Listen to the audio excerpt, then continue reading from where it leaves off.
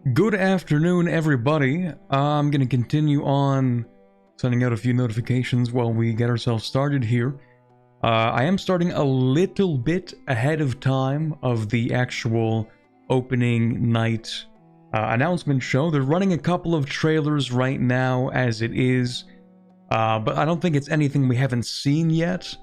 I think maybe it's like trailers for some games we're already aware of, and maybe like a little bit of extra gameplay and stuff. At least I'm pretty sure. All the exciting stuff is going to happen in about 12 minutes. I'm about 90% sure. So, we're going to have a nice little chat for the next however many minutes until they actually get started showing off a few trailers. Now, let me go ahead and do what I was about to do here.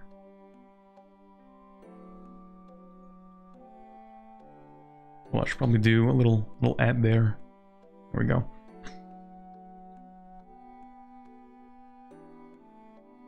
I just have to send out my my usual notifications that I'm supposed to send out here. Hope everyone's having a solid Tuesday so far. It's maybe the only way that a Tuesday could have been good, is that we get to watch some previews.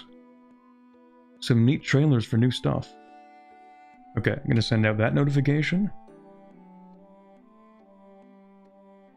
And I'm gonna send out that one. Okay. How's everybody doing so far today? We will get ourselves over to the stream real quick. Or at least we will in a minute, actually. I think right now they're still talking about a couple of various other things. And showcasing a few other trailers. But good afternoon, everybody. Good afternoon, Manalord and Jenna Ruby and Pave and Nicholas Koister and Henry Glennon and Tome and Vulture and so many people actually in today's stream. I didn't expect to turn up like this. Hello, everybody. New game, there will be a new game. This is confirmed. It is confirmed that we will be seeing a new game from Paradox. It will happen. They do have a trailer on for something that looks kind of interesting, so actually I'm going to shut up for a second. And I'm going to swap over to the game trailer because this actually looks kind of interesting. Hold on. Let me turn that up a little bit. Let me know if the volume is good. What are they showcasing here right now? I kind of missed that. Humankind 2. Oh, what do you know? Okay, I don't know if we knew about that yet. Opening Night Live is just minutes away, but we're about to see a trailer for another new game that nobody knows about yet. You can't Google it right now, but you can Google it 2 minutes from now. I thought it was Mondays that were bad because of Garfield. Mondays are obviously the worst, but Tuesdays aren't really that much better if you think about it. It's kind of like... It's like slightly worse Monday. Slightly better Monday, kind of.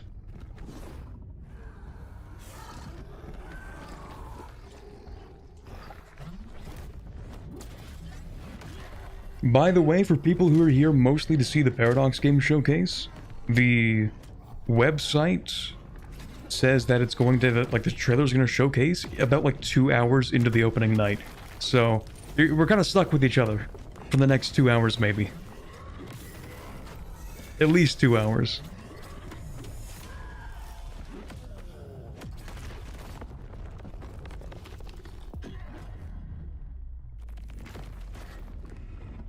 Paradox stream kind of quiet? Or the stream is a little bit quiet, you mean? Hold on, let me turn that up a little bit.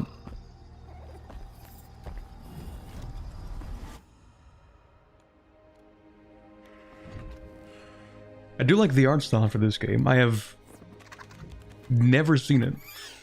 Never seen the art style.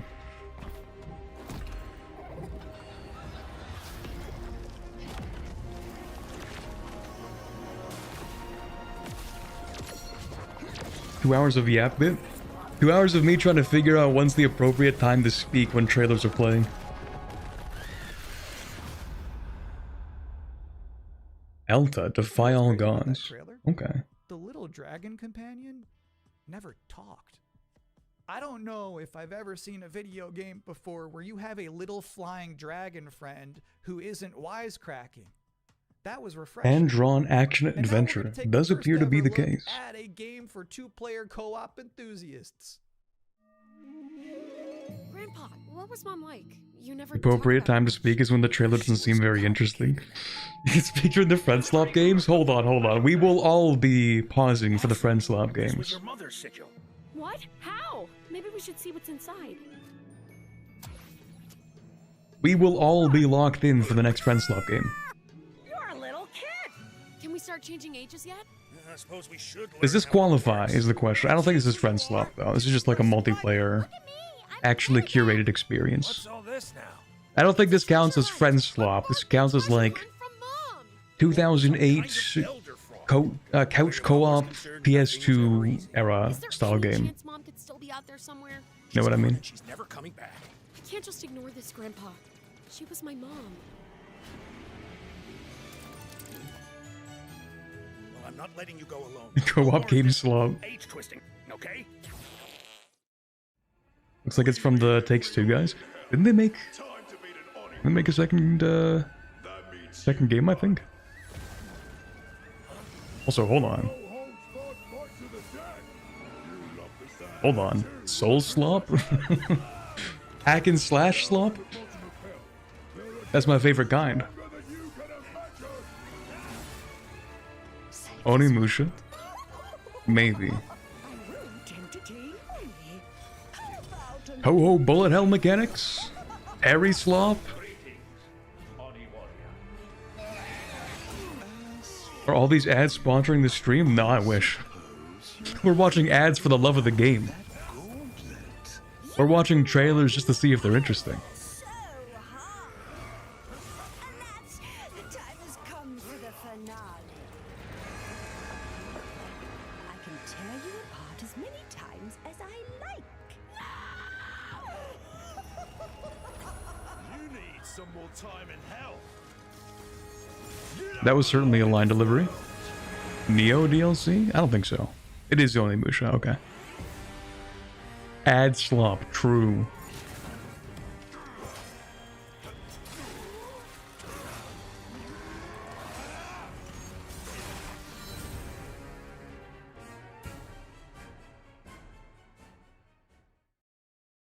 Yeah, Onimusha just shadow drops. Is Onimusha kind of like a Souls-like? Because to be honest, I've heard of it, but I've never played it. You if you're about to boot that up, but The demo's while been it's expanded. downloading, We're about to hit my favorite part. It's of the like, show. We're about to check out a brand new. You ever play the trailer for Final the Fantasy Mariachi 14 Legends. And MMO? then immediately And they after have that, like an I got to insane have an demo where you interview can with basically just the play the Gamescom entire game for free. So first, let's see this. Expanding the demo, that's like a Final Fantasy 14 classic.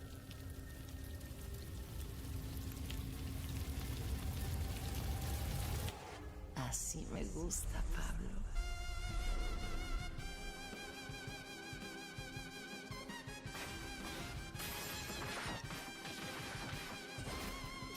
Utter Castlevania slop. It's over. I'm kidding. Me and my friends, whenever we watch like a game show, like a, Game Awards show, every time any trailer comes on screen, we have to categorize what kind of slop it counts as. Siempre consigue lo que quiere, tarde o temprano. Elden Ring, that's Soul slop. No me hagas esperar. This game, Castlevania slop. Paradox game, that's just grand strategy slop, bro. And now's the part of the show where we are blessed with a guest joining us now. Not being is the serious, of director course. And composer of Mariachi Legends, Miguel Hasson. It's really nice to be here. Thank you for having me.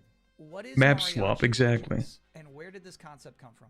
Mariachi Legends is a... That's just peak slop. You only like it because it's good, and bro. It started with the realization that Alucard suit is like 90% of a mariachi suit already, and so we started thinking about that Mexican vampire sort of idea, and we infused This actually does have a really cool vibe, though, I'm not gonna lie. culture, and so one thing led to another, and we have Mariachi Legends. Can you tell us one particular element of Mexican culture that you were excited to put into Mariachi Legends that you've never seen before in any other video game? My mom's from this town called Mascota here in Jalisco, and it's one of those towns that's in the category of magical town or pueblo mágico. This would be, In your the opinion, what's first the most time sloppy pueblo game mágico is genre? present in a video game ever. It's very Mexican. In recent years, So how does this actually play? We mix, in like, recent fast years, it combat might actually with be RPG. friend slop. So it's like a ninja That might be the Gaiden most Castlevania slop kind of genre. mix. You know, these combos allow Like the you kind of to games do where it's extra like, boosts. There's also the element of hunting it's a for $3 game on being Steam able that you and your to friends Mexican play for dish approximately dishes. So that 47 allows you minutes, to enter some boss fights and then you never play it So again. can people finally play this game? We're finally ready to announce that the game is coming next year in April 27th. Thank you for coming to talk with all of us. And Benar's is fantasy Now, I've got map good mod news and slop, bad true. news. And Benar is The high bad fantasy news slop. is we're all out of It's, trailers for this pre-show. Not just high That means fantasy, that you the know, good it's news is that it's time for the the top same 10 kind of reasons genre to as be like excited for Gamescom Arcane. Opening Night You know, Live the 2026. transition period between magic and tech. Okay. Whatever you call that. Number 10. Fantasy, Gears of War industrial Tuesday. fantasy slop, that's what it is. Stands for emergence, but it might as well stand for excited for Gamescom. Number 9 reason to be excited for Gamescom Opening Night Live 2026. Netflix couldn't lock down the exclusivity. Number 8. Ananta. That's the game that's like Vice City. After but the end is just also post-apocalyptic and also has Marislav. Spider-Man powers. It's never boring. Number 7. So far, the increasing price of RAM has not impacted the cost of watching Isn't Paradox trailers. DLC slop? Number 6. We hid To an the extent, word but Noodle arguably, somewhere I think in like Jeff The Keighley's Sims kind of script takes and he that. hasn't found it yet. Number 5. The Sims a might be live like more performance DLC of slop. Guillotina from Eugenics. That's gonna be bonkers. DLC Number gem. 4. The Witcher 3. Songs of the Past. It's never too late for DLC. Number 3. What's really funny about Witcher 3 Final actually, Fantasy I've VII never played Revelation. any You know, of I it. noticed they haven't shown a single And it is kind of second crazy that they're of dropping a everything DLC for it. yet. Like, how long has it been? 10 Probably years? saving it for tonight. It's just a Number top 10 2. slop, yeah. As we helplessly trundle towards an all-digital future, That's just gem slop. You only like it 'cause it's a manufactured gem. traditions such as these have somehow become a rare Witcher remaining 3? live space Witcher to 3 is share just peak mutual slop, okay? You only enthusiasm like it for 'cause it's good. games. That one's not really a joke. Sometimes I just get sad about stuff. And the number one reason to be excited for Gamescom Opening Night Live is the pre-show is over. Oh, okay. No more waiting. No more anticipating. From this point forward, we'll be live in Cologne, Germany. Thanks for watching and enjoy the show. DLC for in between Witcher 3 and 4. Okay, that actually kind of makes sense. I've actually never played a Witcher game at all.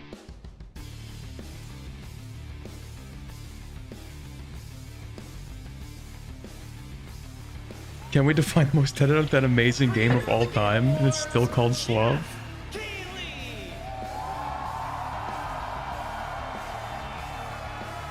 Welcome back, Jeff. Please, I'm really hoping that the trailer at the very end is not another high guard. Please. That is what it was called, right? The trailer for the the game which he showed the trailer. Okay, that was okay. You know what I'm talking about. Last trailer of the Night Slav. That was low-key high guard, yeah. That kind of was. This is Gamescom Opening Night Live in Cologne, Germany at Messe.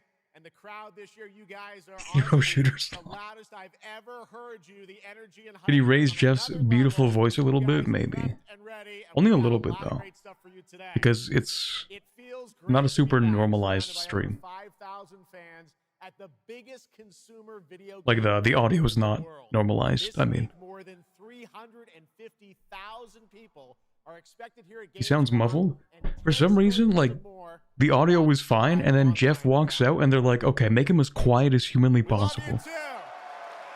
Well, you'll see if you love me by the end of the show. But yes, hopefully you will love me. When we started Opening Night Live in 2019, we didn't know what to expect. From the very beginning, you guys welcomed us. Whisper Year Slum. after year, this community has made us feel Is home. Gamescom Jeff This Slump? is, believe it or Maybe. not, our 8th ONL, and we're so excited to bring you an amazing 2 hours of video games. Maybe. We're only here because of Jeff. That might be true, actually. Now, last year's ONL will always hold a very special place in my heart because it was actually the final show of mine that my dad was able to watch. Immediately after the show, I actually had to cancel Remember all my E3, meetings guys? at Gamescom and flew back to New York to be with my dad during his final days. And sadly, Future generations he passed away just a few days after Gamescom. will have lost the archives of E3. It'll be gone. Watch last year's show. They won't even remember it. He knew how much this stage, this community meant to me. So standing here with you tonight means more than I can really express. I know he would be proud that we are back together once again, celebrating the creativity, passion, and people who make games the biggest form of entertainment in the world. So thank you for this moment, everybody. It is kind of crazy when you sort of tally up the numbers, and the games industry is larger than like movies and music combined or something. Like, it actually is the biggest form of entertainment on the planet. Be back, and Shocks as well, who'll be out here in just a minute. It is no secret that video games and the video game industry is changing and evolving. On one level, that's exciting, but on another, it's kind of scary. It feels like there isn't a week we don't see headlines about layoffs or studio closures. And on top of that, the larger electronic storage and memory crisis means that acquiring game hardware is more expensive than it's ever been. That's true. But in spite of all He is that, right. developers around the world are... It is kind of crazy just how much like the games industry is preying on the downfall of AI. Tonight, you're going to see projects Hardware on is stage incredibly like expensive these France, days. Sweden, the UK, Italy, Canada, China, Japan, Korea, and more. Like, I still need to buy a Switch 2 within like the next handful of days. Brand new information on Otherwise, Final Fantasy VII it's just gonna go up in Revelation, price again. introduced by game director Naoki Jeff's a bit quiet. Hamaguchi. Yeah, I'm gonna see if I can turn up the overall volume real quick. From 4A Games in the Ukraine, Rayman Legends Retold, the Xbox console exclusive Gears Actually, of can I War even do that? EA, Tides of Annihilation, the first ever in-game footage of Okay, hold on. Dungeons and Give me Dragons from approximately Wizards of the Coast. 20 seconds. And yes, I might have to install a little later in the thing. show, we'll have the world premiere Oh, okay, hold on. Maybe I can make it. and in-game footage of a brand new expansion to 2015's Never mind, Game of the okay. Year winner, The Why is it like Witcher this? 3. It's called Can Songs you of the give me a Past. full screen, please? Why are you And like we this? also have a little fun in store for you as well, There we including go. the first ever musical performance of the music from Eugenics. The I hit boosted it indie up game 50%. about breeding cats earlier this year. So we got a lot of fun ahead, but let's start things off with a new game announcement no one is expecting tonight. From one Why of is the it world's clipped at most the top and the successful bottom? developers comes something Hold on. completely different than its past titles. Please enjoy. I should not be doing that. Whence came the first entanglement? None living may now tell. In its way, the flood. Okay, I actually can't make it larger. That's weird. Weaving calamity. This does look kind of crazy, though.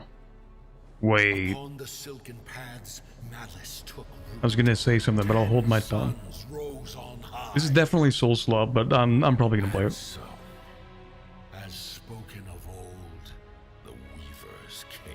Okay, maybe all I have to do is this. Hold on. Yet spoke not the cause of their coming. There we go. That's close enough. Oh, it's Hoyo. Wait, what? Did that say Hoyoverse? Have ebbed, and all must rise anew. Wait a minute. Sorry, that was like a jump scare. What do you mean Hoyoverse? Remain. What are they cooking? Hold on a second. The walls held against the chaos. Wait a minute. Helps you on. Blot out the Pyro Hill once more. The world's first Hoyo gem? Not quench a millennium of hatred.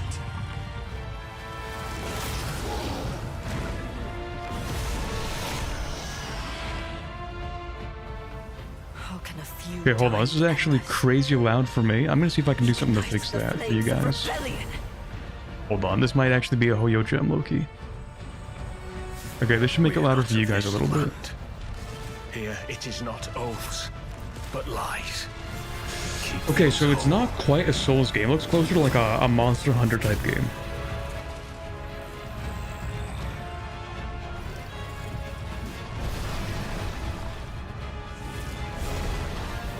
Like just the way that the bosses seem to be structured a little. At last, ye did unveil the divine power ye had stolen. What are they cooking?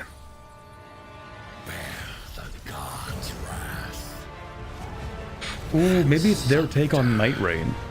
The Dread Lotus. Okay, they're kind of cooking.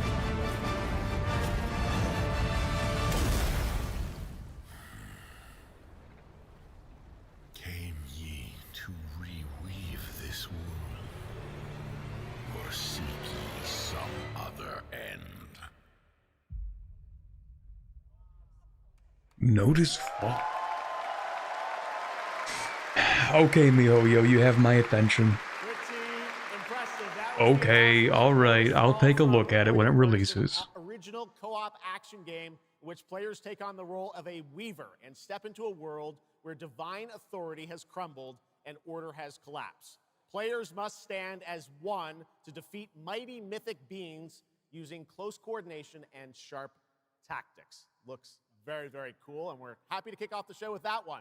All right, we have a lot more to come. Okay. Now I'm very happy to welcome back a legend in the esports world, known for her work. All on right, League of Legends and Counter-Strike, and the winner of Best it might be Esports Host interesting. at the Game Awards. Tonight, though, she's our It gives co-host me for big ONL Night Rain for vibes, the I'm not gonna third lie. year And I in a did row. play You at know what? least We couldn't 40 have hours of Night completed Rain, the I show think. without her.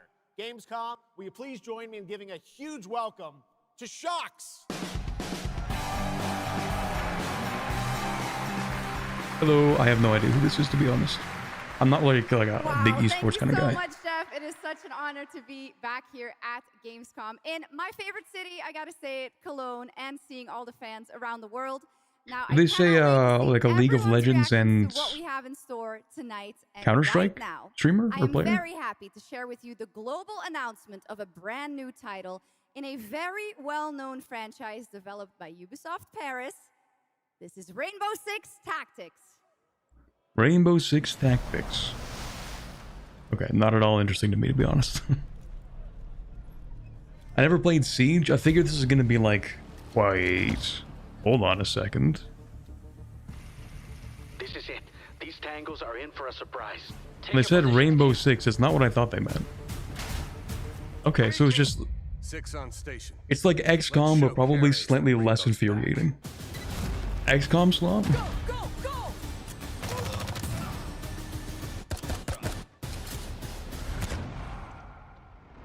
The people behind this, I have seen them before, and they must be planning something big. Turn-based tactical strategic game slot? There's no time to waste.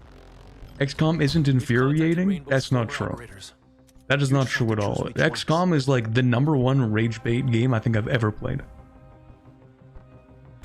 XCOM is the, oh yeah, you have a 95% chance of hitting, we're gonna miss 3 times in a row type of game.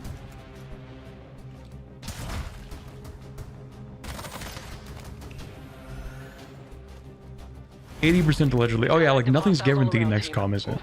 I forgot about that. I'm seeing increased activity across all channels. Want us to put out more fires? We'll put out more fires. Other than like grenades, I think are guaranteed.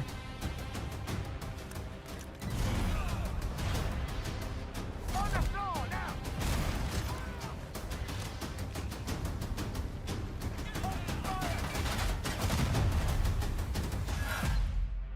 90% is the maximum hit rate. That was Rainbow Six Tactics, a new turn-based tactical single-player game set in the Rainbow Six. Why is Jeff so Now, in quiet? Tactics, you'll lead a Why do squad they- of operators on high-stakes missions They made around the Jeff world, quiet as a providing mouse. careful planning, But all the coordinated games are like breaches, and tactical destroying your decision-making eardrums. in every operation. Choose from a roster of 15 unique operators, each equipped with specialized gadgets, abilities, and progression paths that create new possibilities every time you deploy. Rainbow Oh, you Six intern Tactics slow. launches in 2027. Okay, almost 20 years ago, Gears of War helped define a generation of Xbox. Tonight, we are returning to Emergence Day, the day that changed everything. Here at Opening Night Live, we have the world premiere of the campaign trailer for Gears of War E-Day. Can't say I was ever including a the first Gears of look at War the guy. Locust leader behind Probably the because I invasion. didn't own an From the Xbox growing Coalition, up. Here's Gears of War E-Day, an Xbox console exclusive, launching this October.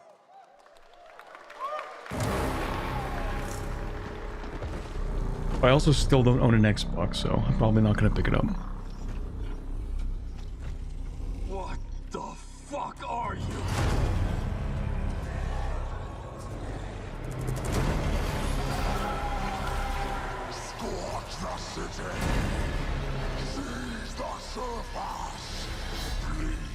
What is Gears of War even about? Good to see a few more gears made it through the night. You four belong to me now. Designation, Bravo Squad. No one knows what these things are or where they're coming from. This is more than an invasion. It's a fucking war. The reports are still coming in, but whatever this is, it's happening. Mutated monsters from underground invade the world? Okay. Coming out of the ground and ripping my people apart. And those are my gears out there holding the line. Fall back now! How do we hold a line against Oh, is this about like... Oh, shit! We're gears. Is this game supposed to be like a prequel? We fight. We still have our people. If we can save them, we save Colonial. Loss prepares us for what's ahead. Is that line's more than an invasion? It's a war? Like, yeah, that's... We're the ones. That's usually what it means. Those are fairly synonymous a lot of the time. Phoenix, that's the plan.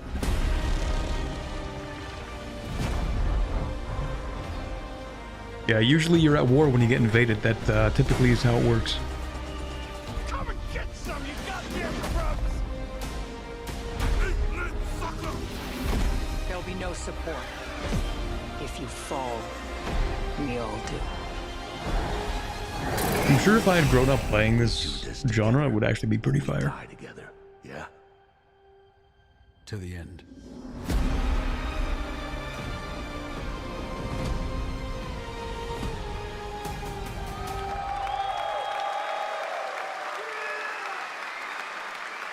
Gears of War, October 6th this year. All right.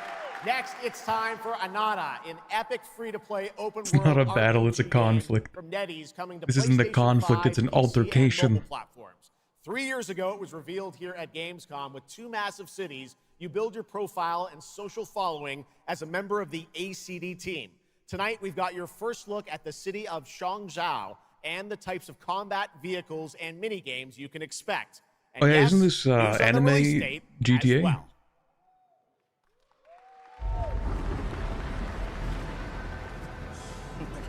Any last wishes?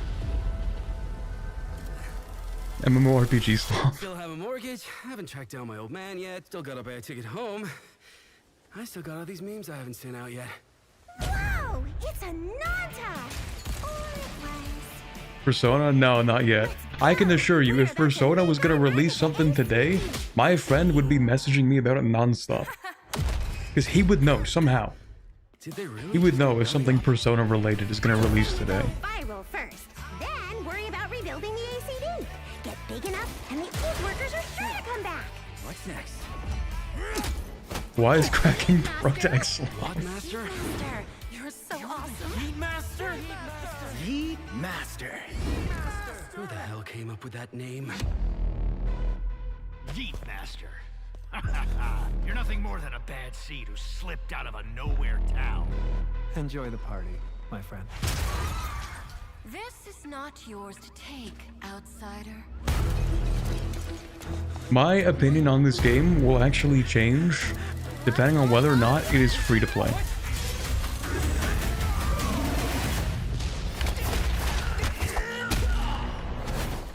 If it isn't free to play, my opinion will actually improve. Is that a is that a Dragon Ball reference?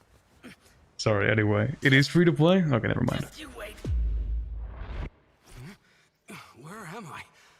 Where do you think? Wait. Yeah, I'm just slow. There won't be traffic at this hour, will there? This is Chongshao. Take me with you to sniff out some martial arts masters and legendary weapons. If it's a free-to-play MMO, then... What you seek is inside. Tourist spot? Yeah, I'm probably not gonna like it as much, to be honest. Probably gacha? It doesn't seem gacha to me, but it might be. Okay then.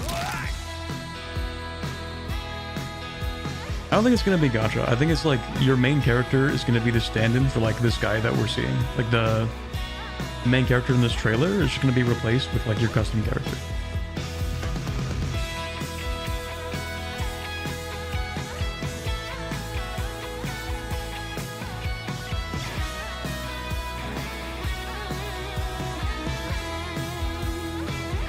It does look a little more varied than I expected. This is the most expensive view. Wait. Huh? Why is everyone running off? Am I really that annoying?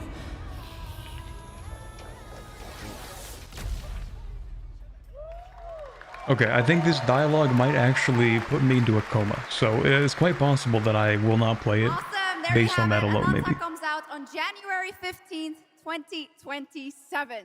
Now we have so much more Gamescom opening. Oh my god, copyrighted music! Oh my god. Including a new look at They wouldn't do Final that, would they? Fantasy VII No. Revelation, Surely. But yeah, No, I surely. know you're waiting for it. Oh, you know what, But for actually? now, You know what I should here do? is a new You guys look can at keep watching the stream. I'm gonna do something in the Town background real Hall. quick. Yeah, coming in I just kind of one low-key month from now, forgot to turn off the ads for the Greenberg in stream. the UK. But I should do that because it would be kind of mean to show ads while we're just watching ads. Hold on, let me do that real quick. Listen, I need you to come back to the town and put some things to rest. What I just saw in that footage, you said we could put things right. That this town would listen to me. Okay, never mind. YouTube is not letting me disable ads on this stream. For them, but for the whole town. Then you know what you have to do. This actually does look pretty interesting, though. Shoot. They're all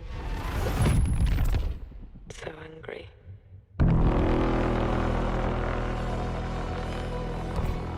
Hold on, let me turn off monetization on this stream.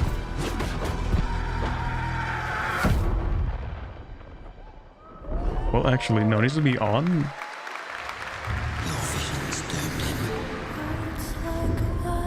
His death is your birth. Oh, never mind. Yeah, okay, it should be on.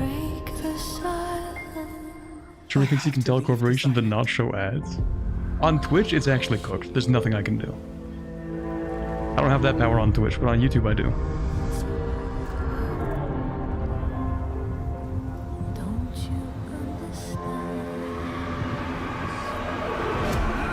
I should have known. You betrayed me. Okay.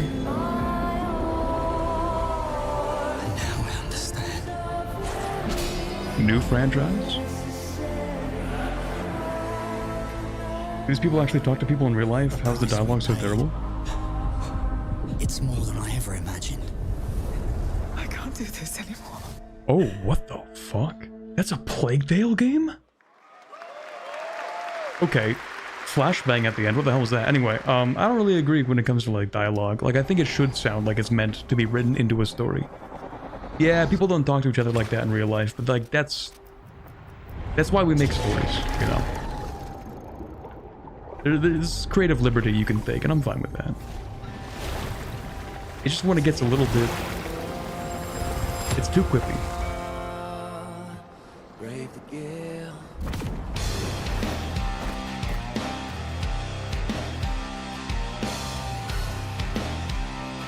Okay. Well, my name is gone, but the waves will drive me on. All right. My luck runs strong. Where the wild winds bear me. Can I have a mute protag? Wouldn't we all love that? To choose the gamble. It works much better in some games than others. This is kind of too loud. Thank you, Gamescom, for excellent balancing and mixing. I'll just fix it manually.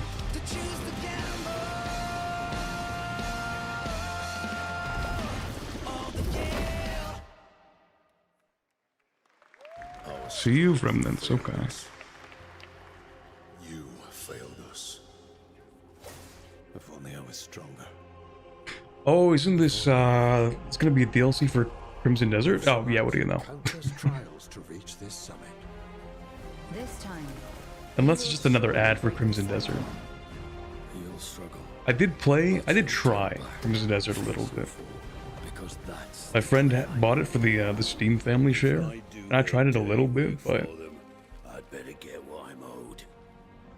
very rarely do I actually sink my teeth into an RPG.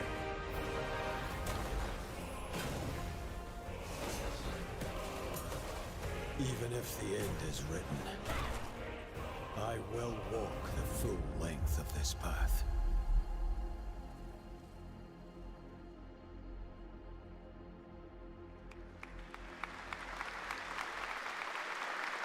Oh, hold on. You know what I messed up? Nearly 6 months ago, and the developers at Pearl Abyss just keep Hold on. I think I accidentally cooked my chat stream. My bad. Story moments too. All right, next let's step into the world of Tides Definitely of Annihilation, the upcoming fantasy action-adventure game by Chinese studio Eclipse Glow Games. Set in modern-day London and mythical Avalon, you play Gwendolyn, the lone survival of an otherworldly invasion who can summon spectral forms of the Knights of the Round Table. Tonight we've got a brand new trailer which reveals the new There voice we of go. Gwendolyn, Yeah, I accidentally cooked my who recently my own played YouTube Grace chat. Ashcroft in Resident Evil Requiem. There we go. That should be better.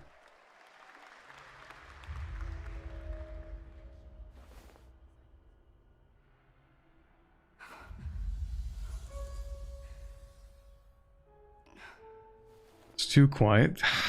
Man, this... Thank you, Gamescom, for proper audio normalization.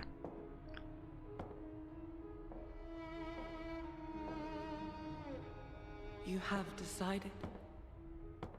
Tell me the truth. Is there a way to fix this? The fog has devoured your home. And now, it is tearing Avalon apart. Arthur was the only one who could control the fog. Until you. Until me? The fog is I going. know not why you possess his powers. But if you wish to reclaim London, you must harness the fog. Use it to command your spectral knights. Guinevere.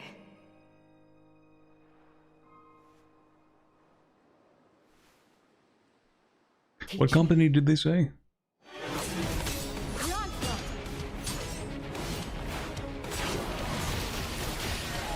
Whoa, what is happening?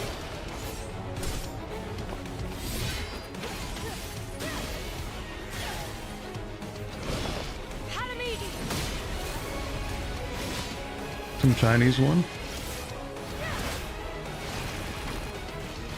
Don't take this the wrong way, but I kind of had a feeling. I think it's something to do with the way that they model characters and textures, but it's like weirdly consistent sometimes.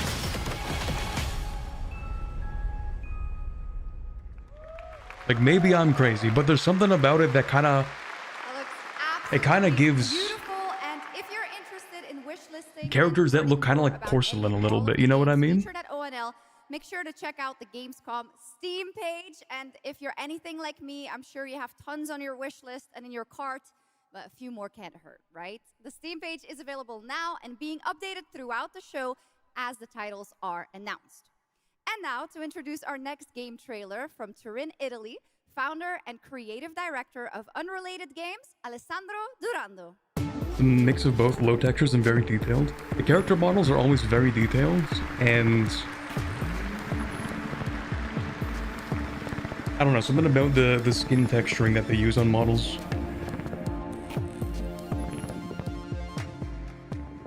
Would you ever go to Gamescom? I probably would, yeah. There is a question. I didn't really have much of an opportunity this year to go. And for whom? Well, you can be sure anyone will ever find it. Unfortunately, yeah. Japan, Korea trip was kind of my entire traveling budget this year, so. To be here on this stage. So thank you, Jeff and Gamescom, for this incredible opportunity. Just being here already means more than I can put into words. Love Song will take you on a journey. Popping the biggest bottle for Imperator Rome 2 tonight, right? Sound is the only language left. Surely. You will uncover traces of memory Surely. left in stone and sound, building a bridge between what was and what may still come. Here is Love Song.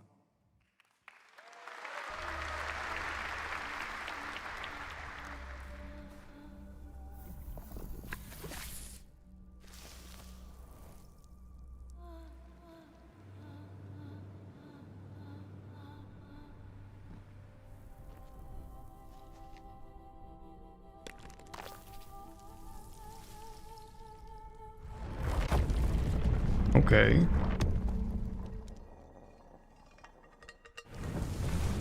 What are they cooking?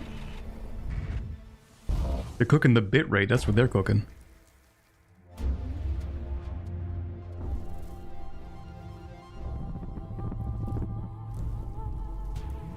This kind of gives me Journey vibes. Sort of.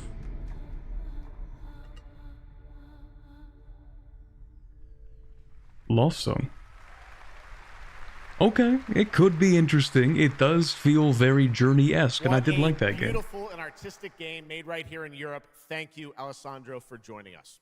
One of my favorite moments from last year's TGAs was the announcement of Mega Man's long-awaited How much did you spend in Korea and Japan? The membership card is $200 for what did you spend? Tonight, we've got an exclusive glimpse of new gameplay, along with the introduction of a new character who plans to foil If 5 people sign up for the Corbett membership card, $200 a month, I can afford to go to Gamescom every year. They have not announced the Paradox game yet, by the way. I think we're still at least an hour off from that.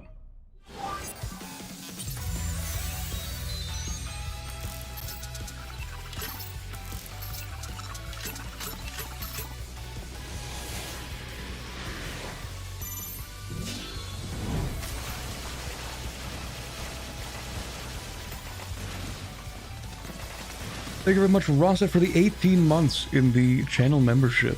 Hoping for a game with more Vinland? Hey, who knows? Maybe they're just announcing Vinland Universalis. Could be. Never say never.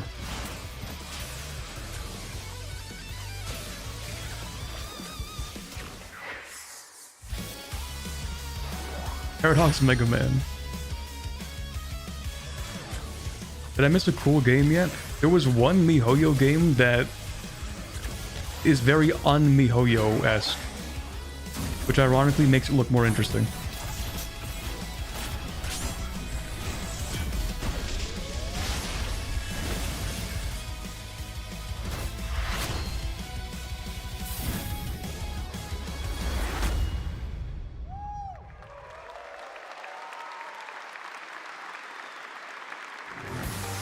What are your theories for the new release?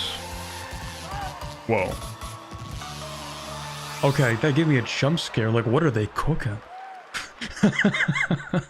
Little something extra. Anyway, all right, now let's talk about another legendary gaming hero. One I thought it was going to be a Cold War game. Unfortunately, we have gotten leaks, but I will not say anything. For the people who don't know the leaks, nobody say anything in chat. 2013 game, now brought to life with stunning 3D visuals. Unfortunately, we do know, which did spoil the surprise a little bit. Sixth realm to explore, plus fully voiced cinematics. Players join Rayman and friends on a new adventure to restore peace to the Glade of Realms. There are 4 all-new musical stages, like MC Hammer's You Can't Touch This, and tonight we have your first look and listen to another. Oh, I'm gonna get copyright struck. No, please. Wonder if that's ever actually happened. Do people have to take that into consideration?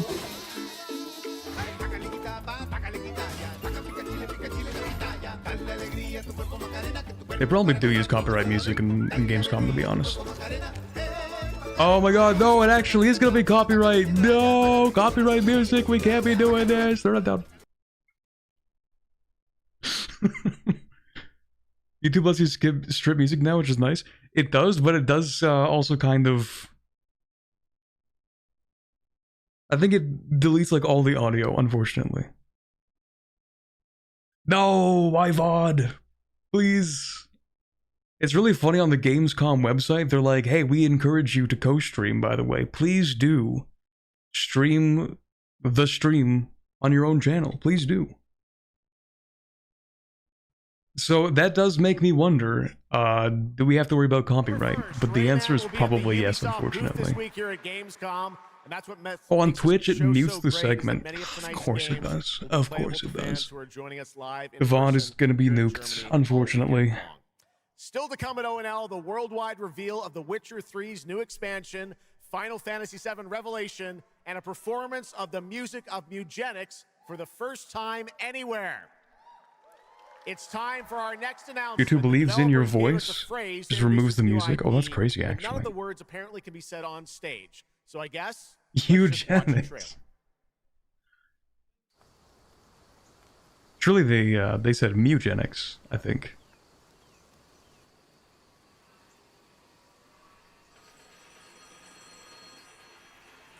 I streamed that game once.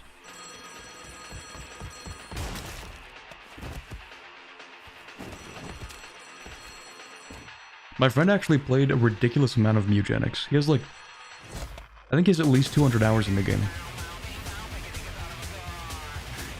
For a roguelike like that, like I think he actually 100%ed it.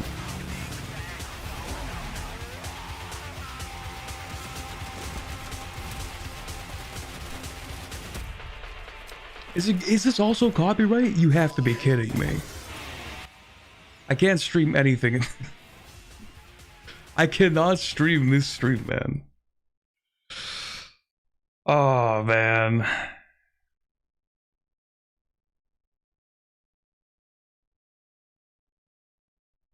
It does look very much like a battle royale game. Copyright only counts if it's good music, right? You sing? I don't know if that's how it works. Gamescom be like, oh yeah, you want to co-stream the stream? How about we get your VOD nuked instead? I think the worst that's going to happen is that the stream is probably just not monetizable, unfortunately. But that's kind of alright. You can do your part in making up for this problem by donating 25 cents to the stream or something. I don't know. Surely this isn't copyrighted music. And build your dream surely. Together. You've changed. But that's okay. Once human, jump in today. Okay. Watch out, it's gonna be Imagine Dragons. Oh, is this the Control sequel? I played Control 1. I like the combat. I completely forgot everything in the story, though. Oh, copyrighted again? You know what? Honestly, they can take my 25 cents from ad revenue that wouldn't have been on this VOD anyway, actually, because I disabled monetization. So, now what?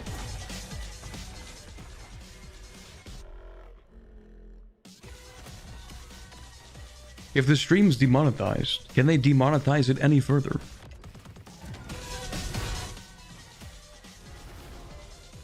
Maybe. I'm gonna turn it down just in case that helps, but I don't think it's going to.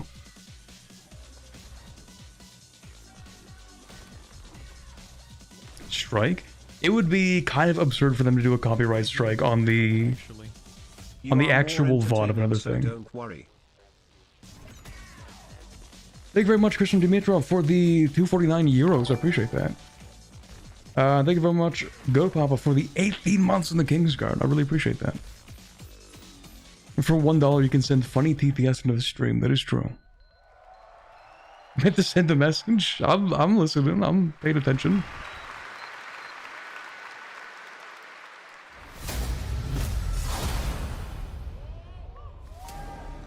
There's a grain of truth. Further demonetization, be like, coming to your house and robbing you? They might do that, yeah. 7 feet tall. What do you mean they're gonna show up and rob me? They already take like 35% of super chats. Isn't that close enough? Oh God. No, please, no. I gave you a blessing. I hope you enjoy my gift. None of us has any love for the Brakiri. But this one, he's different. The sun didn't take him. Oh, is this Blood of the Dawnwalker? Today. Now strike him down. Your every move sends Or am I crazy? Yeah? Okay. So my friend was talking about this game. About how another friend of ours is almost certainly going to be playing this. All that remains is for you to choose. He's one of my D&D players, and of course he wanted to play a vampire for his first campaign. We compromised. He has to play a Dampier. Let's begin.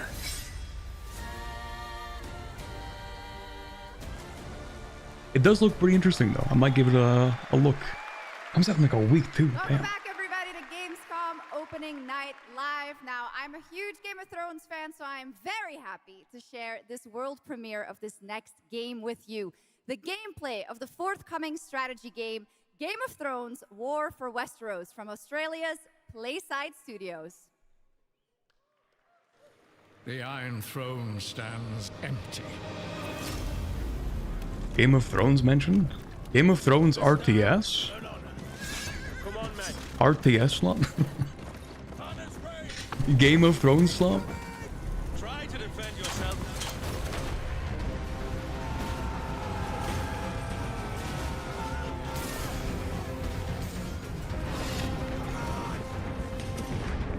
I have maintained a pretty good streak of having actually never played anything or watched anything or read anything related to Game of Thrones. Of Westeros I don't know if that's gonna change, to be honest. is yours to decide.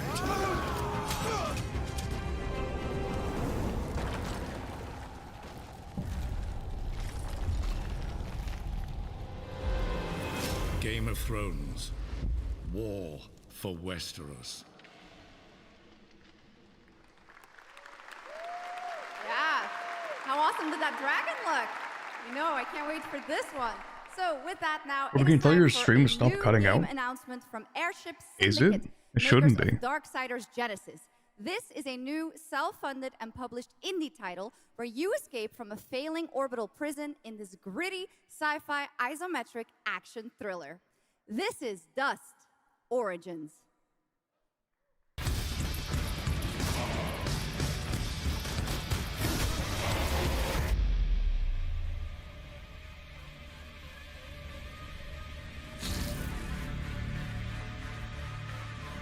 How many games here were not slop? Truth Nuke? Actually, all of them are slop. Every game ever created, in fact. Name one game that isn't slop. Even Gem slop.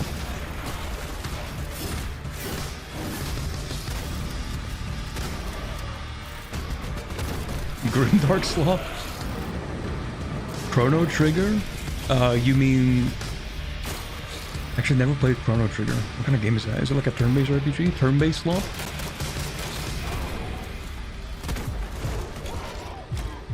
Disco Elysium? That's just like...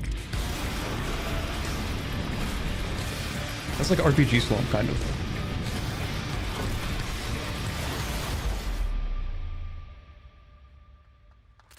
Isometric slot. Disco Elysium? Politics slot. A new age begins. But Civilization 4X slot, that's true. Okay, we're done. No idea what that was at the end, but we will find out, I suppose. Searching for a pulse. Corbett slop, that is a truth nuke, that is true.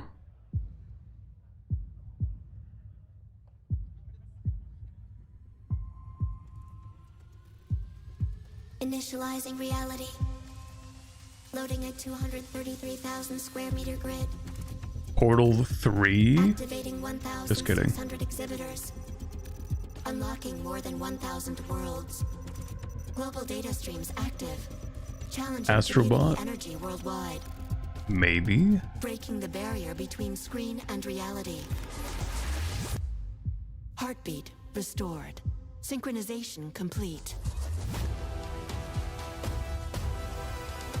You are no Oh, it's longer playing. Gamescom slop. You are logged in. Stage slop. Welcome to the heart of gaming. Welcome. I was like, what are they cooking? What game is this gonna be? It's just like, oh yeah, welcome to Gamescom. Yeah, I guess so. Okay. Officially started now. Let's go. And now we turn to Exodus, a cinematic single-player action RPG from Wizards of the Coast, set in I a am new, curious what the point of that far-future was. sci-fi universe. Small intermission, I In guess. Exodus, you rise from salvager to traveler, discover new worlds ravaged by the effects of time, and search for the key to humanity's survival across the most dangerous reaches of space. Along the way, you assemble a crew of sharp-edged specialists, soldiers, smugglers, mercs, scholars, and awakened animals whose skills and chemistry shape every fight and decision. Wizards of the Tonight, Coast slop. It's time to get a deeper look at Salt, an awakened octopus and mercenary who joins your team. get a glimpse into who she is, where she comes Money's not from, even and real, why she's actually. along for the adventure. Can I play D&D with you? I have an barbarian I know you will absolutely adore. His name is Nomino Marican. Thank you, Rosa, for the $5 super chat.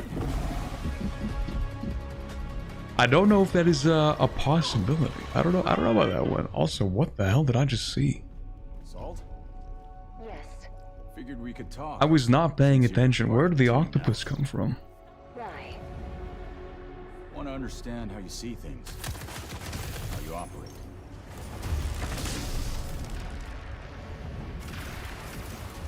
I hunt.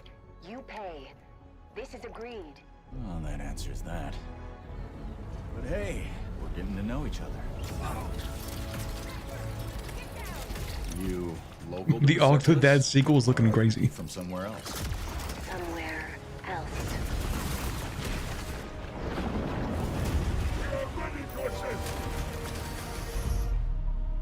Salt. You have a most impressive reputation. We were surprised to hear that you accepted a permanent position with the human team. Thank you very much, Potatoes, for the Prime sub over on Twitch. I'm responsible for this world, and you put it in danger for your own selfish reasons. Okay. I will join, but I will be paid after, even if Leiden is in danger. Oh, is the game actually like about the octopus? I thought it was gonna be like a side character in a wider story. From your people? I miss ocean. Safety. Home. This is, has anybody read the book series Children of Time? This is basically the second book. Kind of, not really.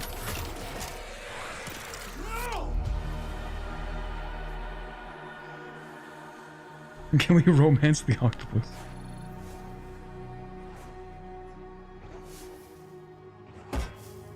Time is our great enemy.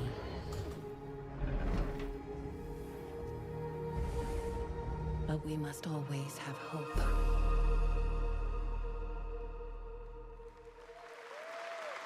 What if it's actually a really touching story that does very interesting world building with intelligent underwater civilizations? Wouldn't that be neat? Of 2027.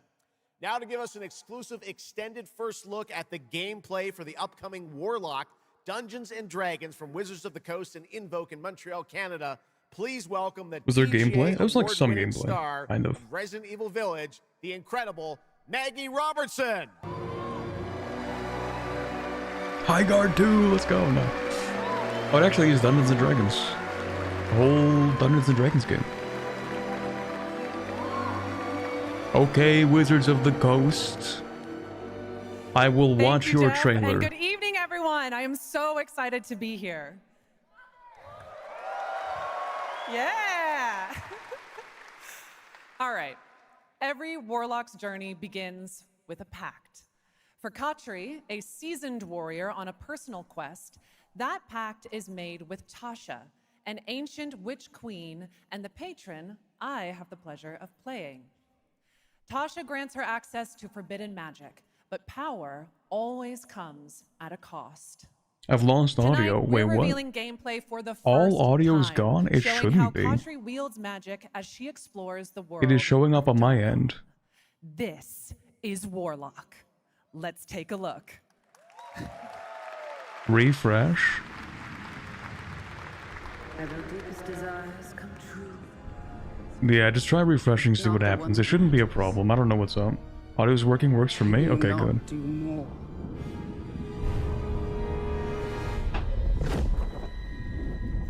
More. You still think this is your quest? I have seen your heart's desire. Dark and defiant. And mine. God.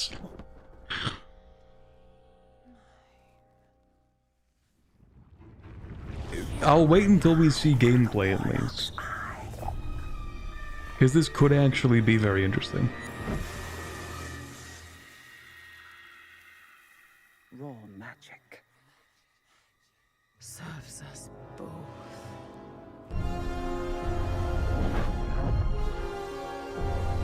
Open your eye and see what I see, Warlock. Can we make the Gamescom audio louder? I think like very slightly. A little bit. I really wish it was normalized audio. What exactly is your I have to keep adjusting it. Or is it your patron's interest that guides us? My curiosity is my own. Okay. Do you believe in letting buried There is things lie? potential in this game being very interesting because it's not just like a choose any class you want type of deal. Like they could actually put a lot of effort into fleshing out this concept in a way that could be fresh and interesting. Because they're not trying to make 72 different classes for an RPG. So if they actually like lock in, this could be... I don't know if you guys ever played a game which I forget the name of, but it was on like... Remember the PlayStation Move? I think it was like a PS3 kind of game. They could like mix different magic together, it had a really cool magic system. It might have just been called Wizard, I don't remember.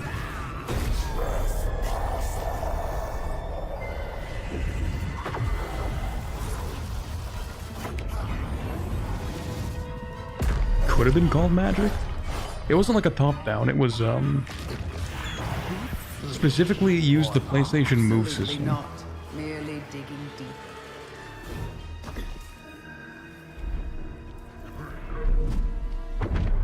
Like, you know when everyone was trying to make the next Wii? PlayStation had the Move, Xbox had Kinect, kinda.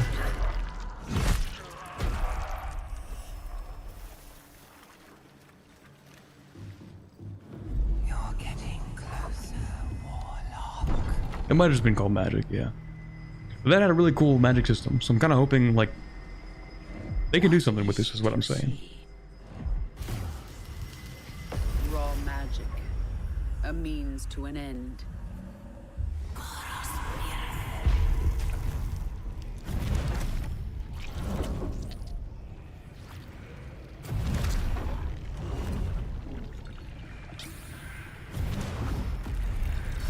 Not realistic, she's not out of spell slots. True!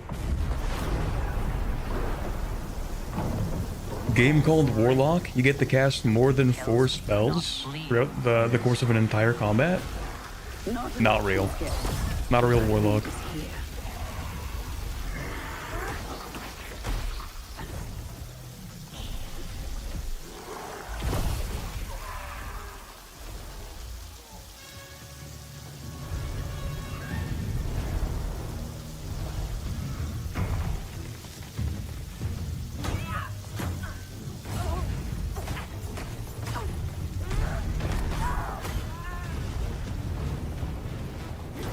Okay, it is a little more hack and slashy than I expected for a game called Warlock. But I guess we'll see.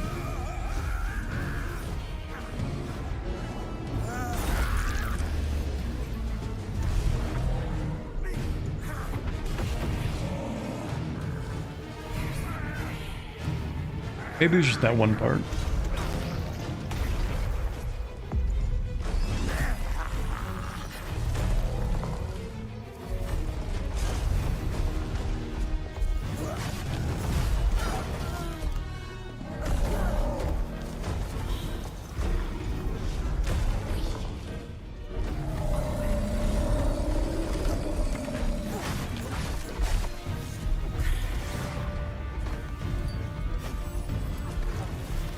It does look kind of interesting with its combat.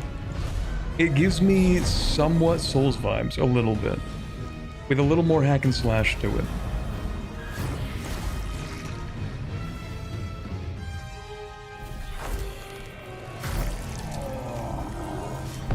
Actually, I don't even know what I'm saying. This is very much not Souls-like.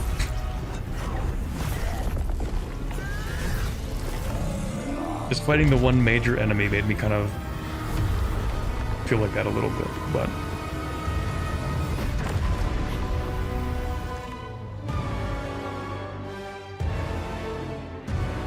Okay, well, it's worth looking into a little bit more. Someone said it doesn't seem very D&D-like, Wow. which And now it is time for the announcement of a brand new game is maybe kind of inspired true. by 1001 Arabian Nights. With I just don't really know that flying much. colossal I should know bosses more about and D&D, more. you know, being a It DM comes and from all the that. new I actually NBC don't Game though. Studio, which is debuting this game on the Gamescom show floor. Here's 1001 Never said I was a Threads good of DM. Mizan. Come close, and I will tell you a tale of two worlds at war. Set ablaze by a smokeless flame, and fueled by those called to fight.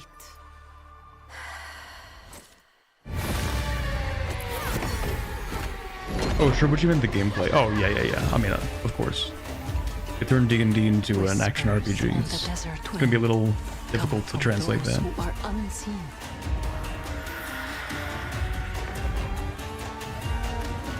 Okay. Original setting for an action RPG?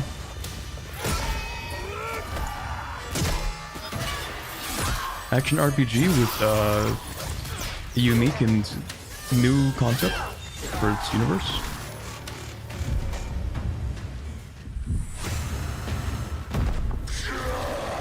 Once the children of Earth and the Jinn flourished, united, until betrayal split their worlds apart. Now the veil is thinning. Two worlds collide as they wage a war of vengeance.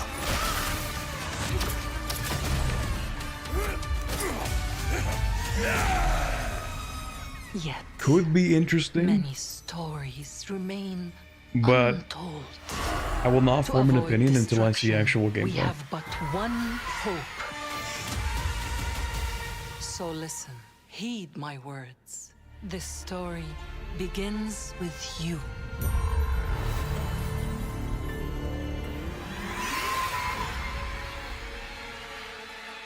1001 threads of... I did not read the last word before it moved on. Mizan, did it say?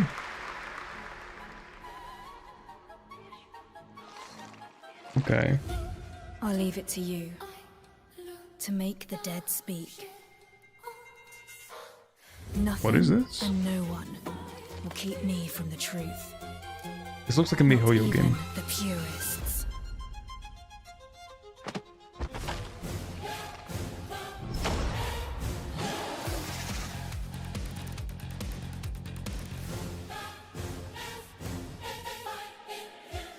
Looks like a gacha. It looks a little bit more like a gacha than the ones we've seen so far. Nah, never mind. This game definitely has to be gacha.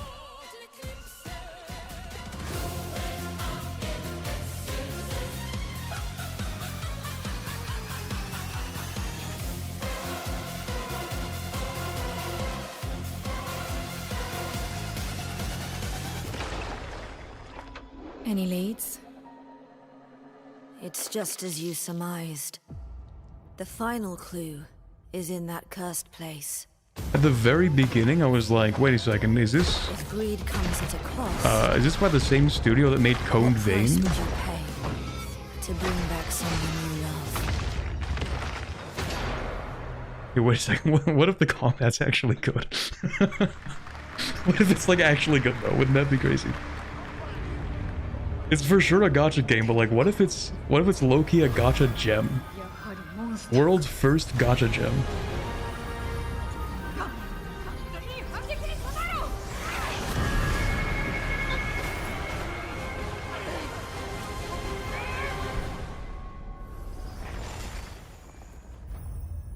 Monster Hunter game. Mobile game? Okay. All right, welcome back to ONL, and next we're turning to the legendary Metro series. If they had it on Very PC special as well as developer, mobile, then 4A that'd be a Games different based in story. Ukraine. Mobile Game developers have to exclusive? build games in That's all bold. sorts of conditions, but for 4A, the development of 2039 has truly been a challenge to build art in the midst of a real war. To tell us more about their incredible story and journey of perseverance to create Metro 2039, Please join me in welcoming to the ONL stage John Block and Pavel Umer from 4A Games.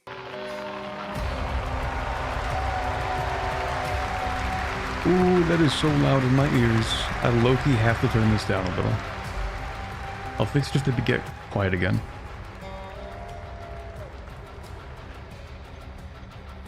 Metro 2030, did they say 35? Wow, so many cool announcements already, and we are really proud to be a part of it. Thank you so much. I'm John Block, executive producer 2039, for my Metro bad, my bad. 2039.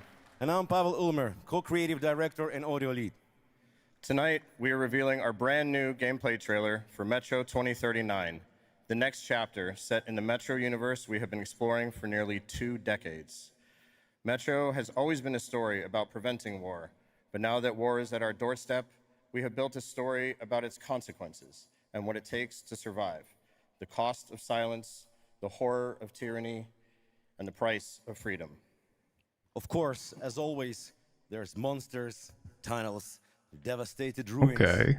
But Metro to us, I've never actually played a Metro what they game. protect, what they sacrifice. My brother was what really into remains of them. when the world takes almost everything away.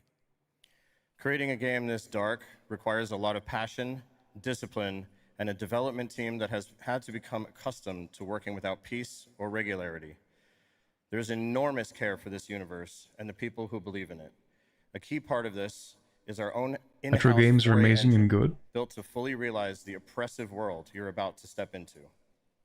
We Which is built what this Fallout game for 4 those should who have traveled been. through Metro I feel like before, they're and for those who are about to enter it for the pretty different first time. things. There's a lot to explore. Your support and love for this world has stayed with us through every stage of development, which was pretty rough, trust me. We cannot wait to share more tonight. And if you're lucky enough to be here at Gamescom, you can go hands-on The first one was with Metro good, but you don't like the other ones, 2039 okay. at our booth and take a closer look on a fully wearable replica Spartan helmet that will be included in our collector's edition. Thank you. Collector's edition, where they actually send you solid physical things? In the big Metro 26? 2039 is not simply a return to Metro. It is a darker, more ambitious, and deeply personal journey. One that will challenge what you know about yourself and what you're prepared to become in order to survive. So, the tunnels are waiting. The surface is calling. And tonight, we're ready to show you a bit what comes next. Welcome to Metro 2039. Slava Ukraini! Fallout 76 helmet.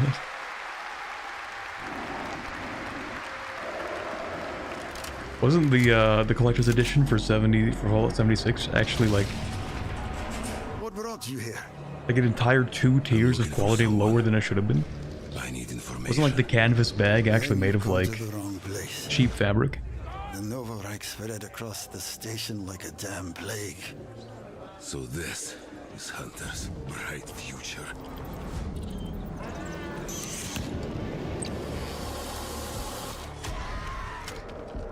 Monsters. And radiation. That's all that's left up there.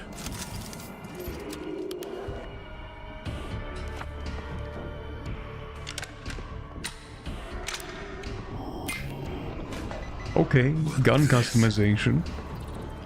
Humans did this. If it's accessible enough to somebody who's never played a Metro game, I could see myself playing this maybe.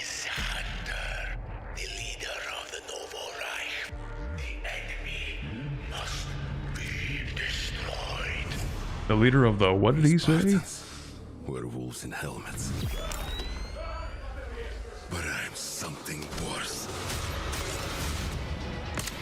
The enemy must be destroyed.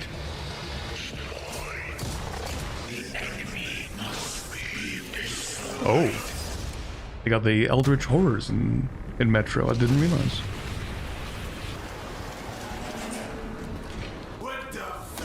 I'm looking for someone. Where is she?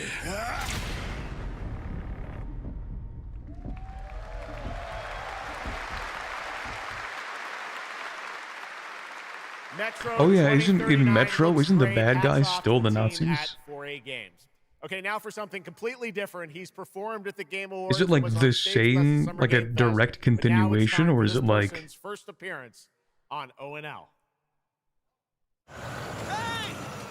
Is it like a resurgent group or something? It's complicated? Okay, I'm sure there's lore. I'm sure there's lore to it. Never mind. Sneaking around just to feel good. Tired of this damn lighter? Of this rain?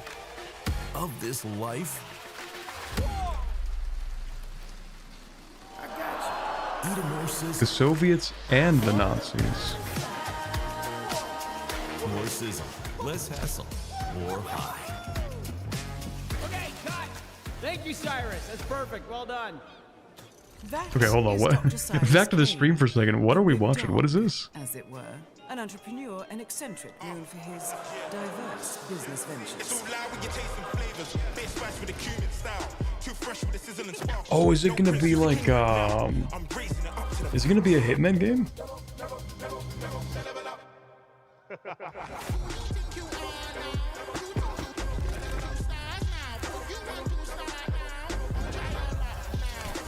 Yeah, it definitely is.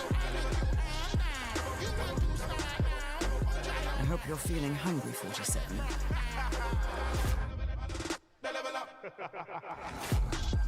Man, what the fuck kind of funky music What? is this? It's okay. It is a Hitman game. DJ.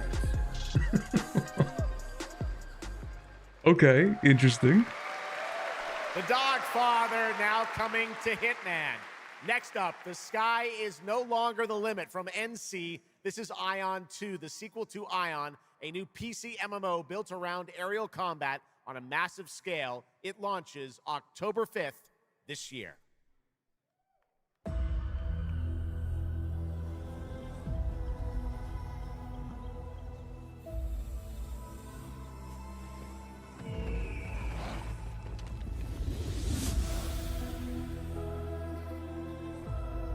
One more MMO. One more, please. Actually, I was not paying attention. Did they say it was an MMO?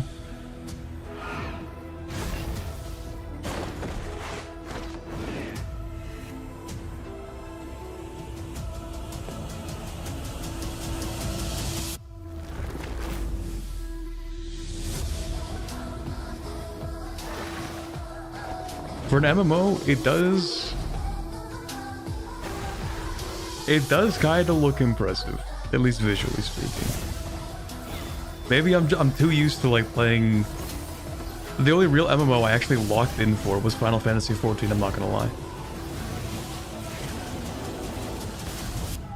Like I haven't played an MMO in, I haven't seriously played an MMO in so long.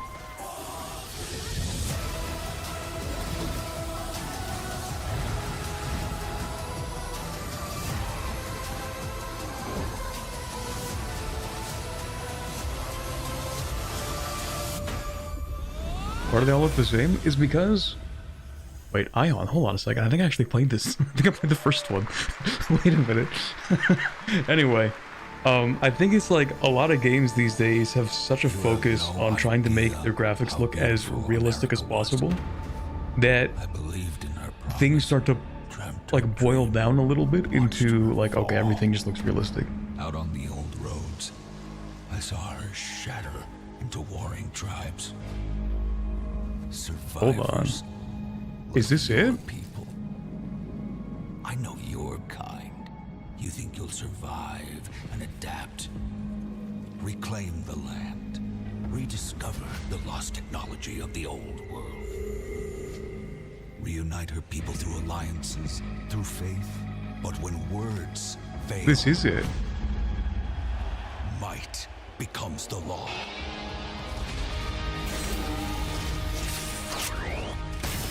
Okay, hold on.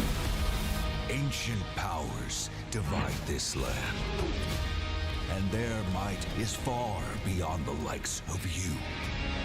So, will you kneel as my servant? They may be cooking. Help me restore America. Please give us gameplay. At the end of all things, Gameplay, please. only one Gameplay, please. Survives. It is it. It is the game. Please give us more than this. More than just the trailer.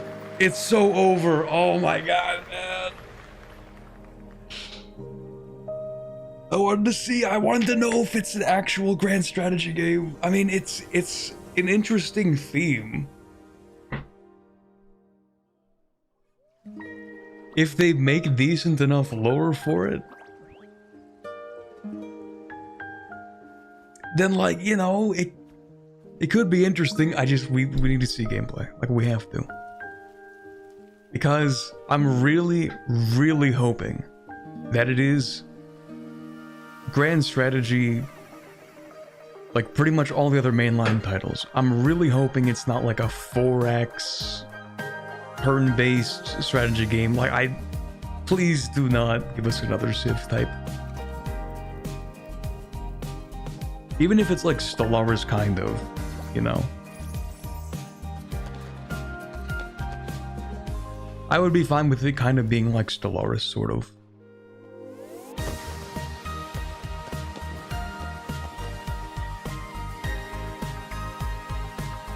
There's stuff on Steam? Is there?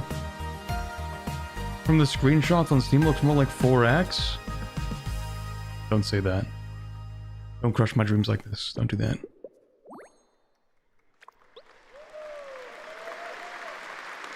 That was Petit Hold on, what was it called again? Afterworld? Life simulation game from Hoyoverse. Here, life unfolds at your own pace. Farm the land, cast a line, comb the shores, or whip up a home-cooked meal. Enjoy slow, fulfilling days on your planet, side by side with your beloved fuzzy neighbors. Shucks, you gotta have the fuzzy neighbors, right? Of course. Players can pre-register now on the game's official website. Plus, the final beta test will be coming soon. Awesome. Yes. But now, Description says grand strategy. To have a special musical performance at ONL. Earlier this year, It is 4X. Macmillan and Tyler Glale's cat breed simulation game Mugenics got rave reviews for its gameplay. Okay, and I couldn't find it style. And yes, on it's Steam. Music. I'm just gonna look it up and see if I can find We've it. got the first ever live performance. Please welcome Matthias Bossi, Carla Kilstead, and Jeff Perlman. Okay, Afterworld on Steam. That's not the same Afterworld. That is a completely different. That's a different, really different game. Maybe there's a bit of a conflict with the naming. It is on Steam. Oh. Thank you very much for that. Say you'll be mine. We'll be divine. My paws were made for you. My claws all see what they can. Okay, hold on, let me turn this. Ooh, that went directly into my eardrums. Let me just turn that down a little.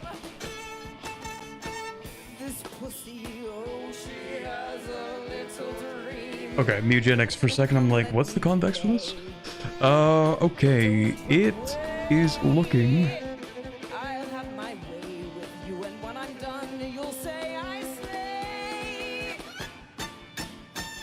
It is looking. I don't know what this looks like. Well, no, okay, it can't be turn-based, because I see in the top right corner it says like 14th of September, 112 AD. So it's definitely a grand strategy game. It has like the speed, like the tick speed in the top right. So it's definitely not a turn-based. They are gonna make like a proper grand strategy game, it seems.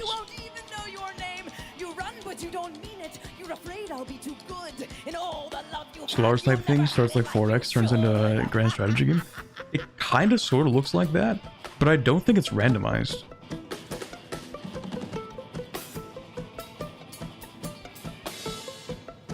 I think like there's preset lore.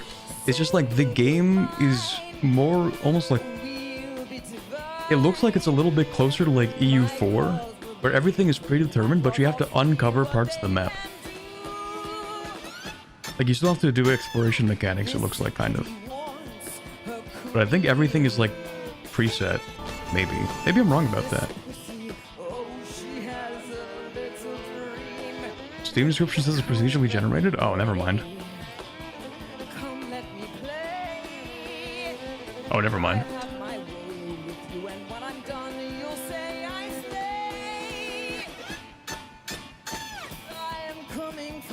It does look extremely centered around just the United States.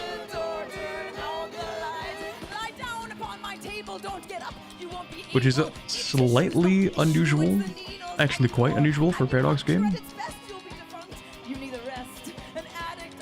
At least the ones that have released in the past like decade and a half. North America slop? I don't think it's just that, I think it's just America slop. Sorry, I should stop saying slop for every single game I encounter. But it does look like it's just the United States.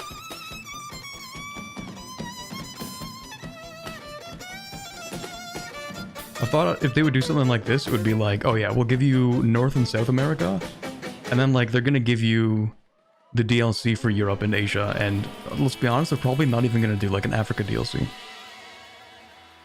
Yeah, everybody else is actually fine, it's just the United States apocalypse.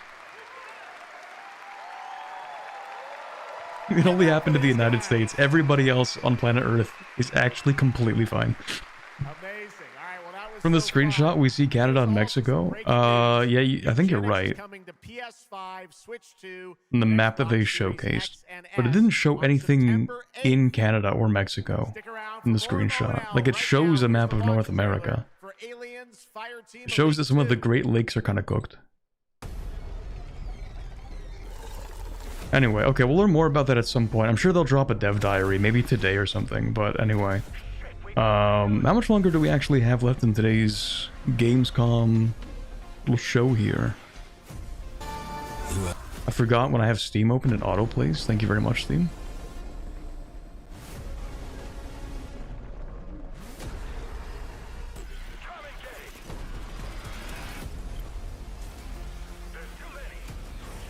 The aftermath of the US-Canada war, shortly. Wouldn't that be insane actual lore? Nah, they wouldn't do that.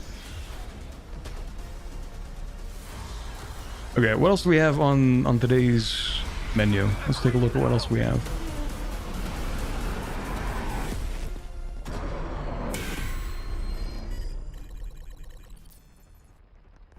Aliens Fire Team... Something that I did not get the time to read. Everything about your mother. What are the odds we get an After the End adaptation for Afterworld or perhaps Fallout? For Afterworld, this game is getting insta-modded to throw in all the After the End lore. Even if it meant losing herself.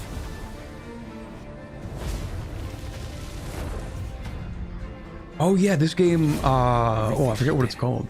It's like the medieval Dutch Dark Souls kind of. Was to spare you I think. From the nightmare we endured. But like not Dark Souls. Unless? No, Assassin's Creed, that's what it is. Like the original makers of Assassin's Creed, I think? Like nothing I'd seen before. Beautiful. And terrifying. My greatest ally. And the start of something far worse. Yeah, there you go.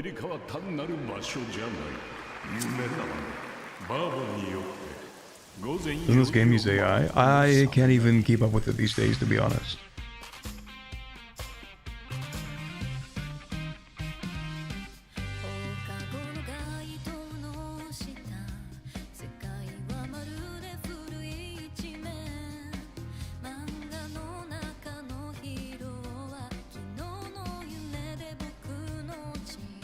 What are they cooking?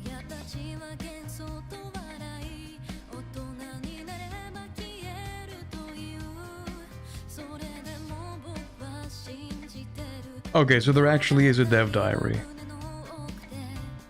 Oh right, of course it's a dev diary because the leak for the dev diary accidentally came out. Not the full dev diary, but for the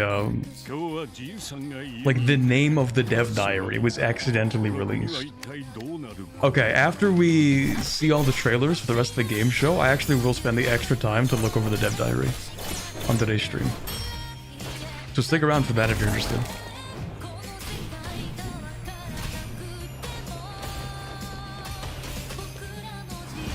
This is like so...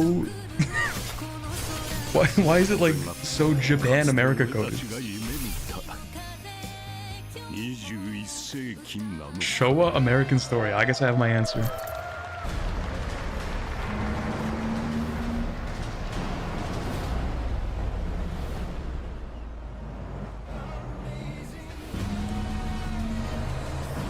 San Francisco slow.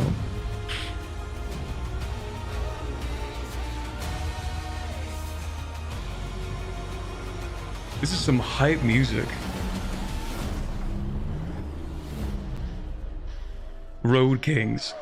We will be playing Road Kings when it comes out. In the world, where 500,000 people come together We to will play, be there connect, no matter and what. Celebrate across Cologne. 1,600 exhibitors. The biggest names in the gaming industry, bringing countless games for you Okay, to that's cool. explore and dominate. I'm gonna turn that down slightly. I'm gonna look for the dev diary. Just gonna have that open. The most creative and unique projects from more than 400 indie studios. And if that's not enough, don't miss Yeah, it's into the rad. Awesome Indie Show. Our show produced by IGN featuring the hottest Okay. titles from the indie universe. Do they have the dev diary out yet? I'm gonna check the forums. Yes, they do. Afterworld Dev Diary 1. Afterworld Division. 8 minutes ago. Okay, I'm gonna have that open on the side. And then when they're done with the announcements, we're gonna read that. Gamescom.global and experience all program highlights via our content hub, Gamescom Now. Doesn't seem particularly long, but I'll still hold off on it a little bit. Full days of live streams straight to Twitch and YouTube. Oh, hey, Epi. Crashing the party? Jump into Gamescom Epics on our website and claim your loot. Next up, Gamescom Cares. Our initiative for a safer, more sustainable, and inclusive Gamescom. Speaking of inclusive, the Gamescom City Festival is taking over the city with live music for free. Why are they doing this in the middle of their own show? I think it's literally just an intermission. I think they're setting things up. It's a global family. I think it's that when you're watching the stream and they're like not really ready to show anything yet, then they at least have something to like play to the stream. Welcome to the heart of gaming. Welcome to Gamescom. Next up, we've got the release date trailer for Stage Tour. Jeff, why are you so Built by quiet? veterans of the original rhythm music game era. This game has 90 songs, including artists like the Red Hot Chili Peppers, Radiohead, Songs? Olivia Rodrigo, the Wait a Rolling minute. Hold Stones, on. I gotta and turn Muse. this off. Here's Wait. a brand new look at Stage Tour. Wait. Did I just hear 90 copyrighted songs? Wait. Okay, I'm gonna turn that way down. I don't trust it. Surely they will not get me for turning this down a whole lot.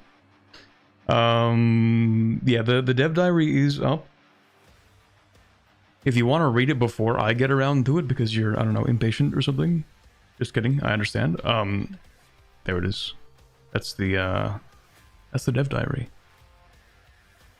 I have high hopes. They are marketing, they're marketing Afterworld like it is a new IP.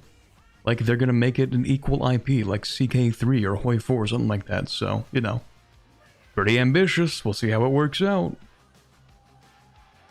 Is this another rock band? It might actually be. Not like an actual rock band game, but spiritual successor, you know what I mean?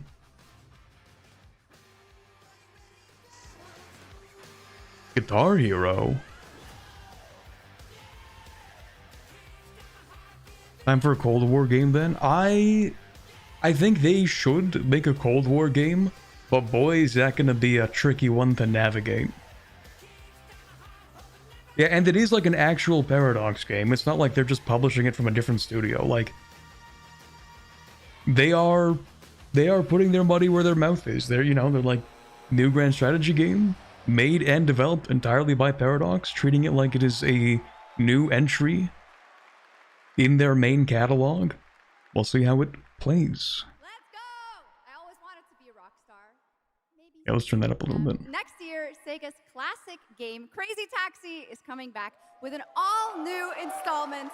And right now, we have the multiplayer reveal. Oh, that's loud. Holy. Oh my god, why is it so loud in just my left ear?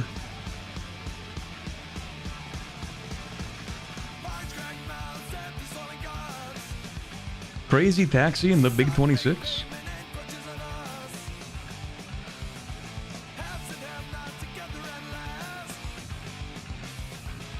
Multiplayer Crazy Taxi?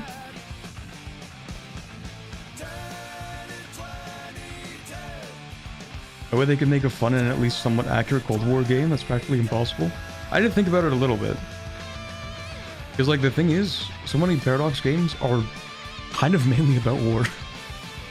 Like, about direct conflict, annexing, integration, and expanding your territory. But the Cold War is very specifically not that.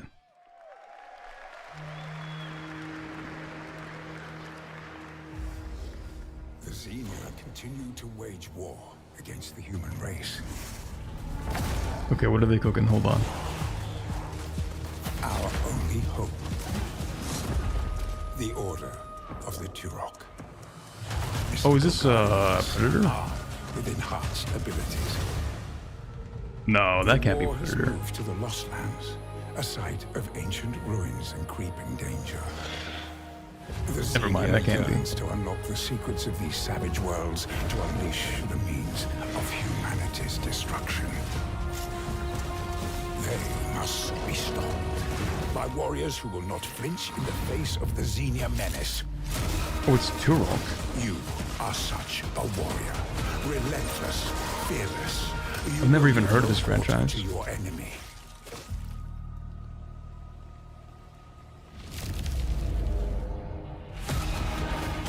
No stopping, no surrender, no limit to your abilities. The Lost Lands beckon you. Is this ending soon? That's a really good question.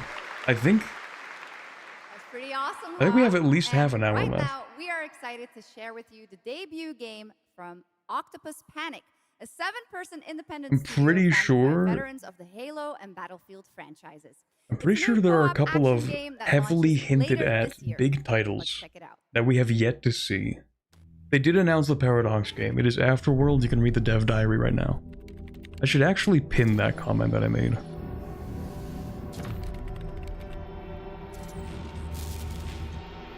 I'm gonna pin that. The pinned message is the dev diary for the game that was just announced.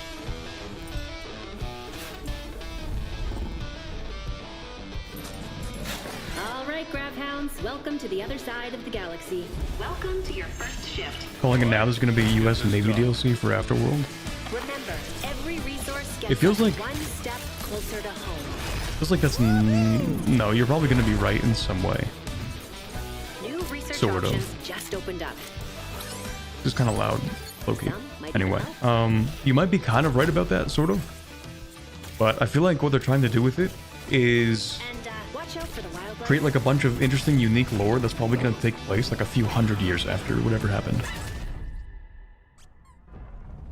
Try not to die.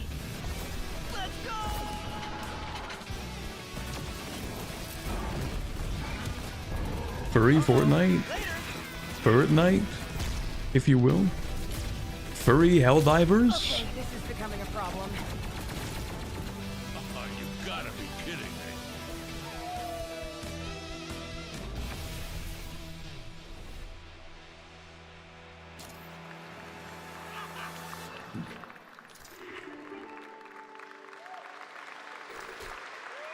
Okay. Woof! Did I just bark at ONL?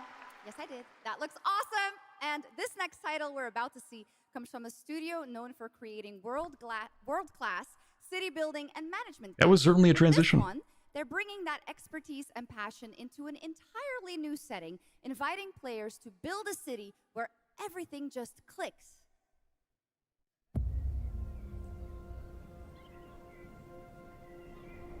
New Lego game? Hold on. Hold on, this might be peak.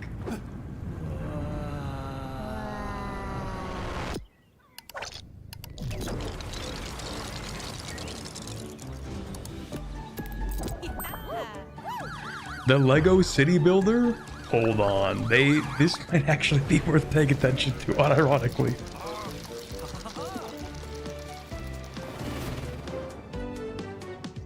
chat. What if it's actually good? Lego Skylines? Wait a minute. Hold on a second.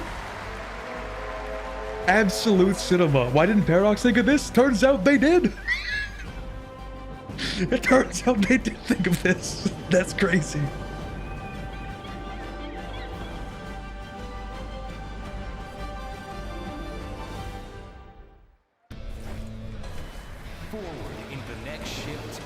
Also, wasn't that last trailer, they also said that was Paradox, didn't they?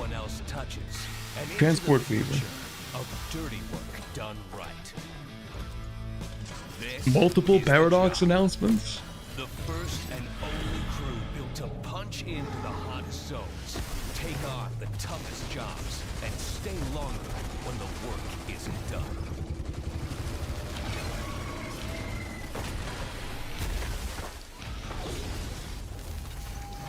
New satisfactory. It does kind of give, like, the outfits are pretty satisfactory vibe. The firepower to clean up the alien mess, and the grit to see the job through to the end of the shift. Okay, new extraction shooter, kind of. One more day.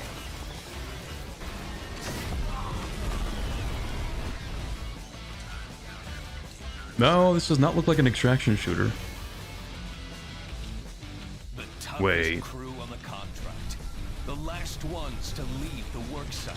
Is it like a mix between a factory game and an extraction shooter? Because that might actually be peak. This is Exterminate. Punch in, clean up, get paid.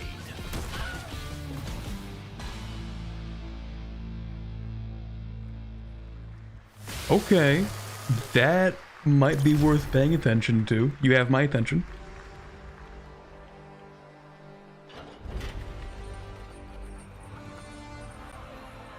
Should have believed me, my bad. I'll never doubt you again. Witnessed, but in the world, it is taken.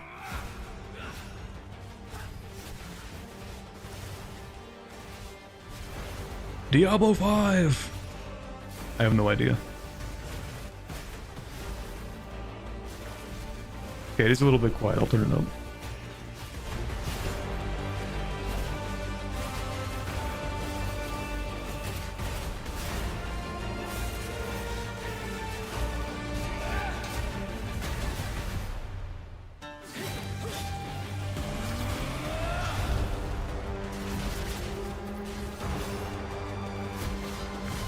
Just calling everything slow up now? Yeah, that's actually the theme of this entire stream so far.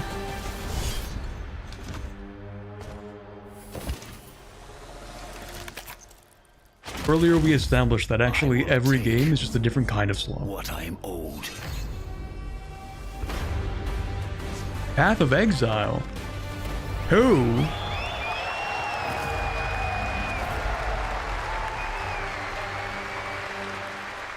Okay, okay.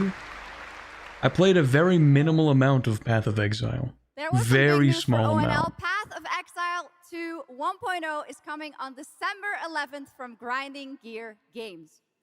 And next, we have some exciting news. The reveal of a classic remake. It's a turn-based strategy game that was first released in 1999. Now, beautifully reborn in 3D and faithfully modernized. It is time to journey back to Earth. Yeah, new Paradox game? That's just Corbett's love, bro. Oh my gosh. Command mighty heroes, build spectacular towns, and lead fantastic armies into epic tactical battles. New fantasy game? That's basically presents Enben Arslan. Heroes of Might and Magic 3 Remake. The great king of Erathia is dead. And the enemies of the kingdom are scrambling to feed on its remains. Erathia must not fall to its enemies! Let us repay them 1,000-fold! For Erathia! Okay. I have actually never played Heroes of Might and Magic, but chat does seem pretty excited.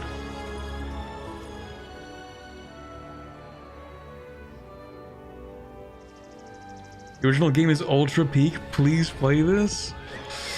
Okay, okay. When it releases, Somebody remind me when it releases.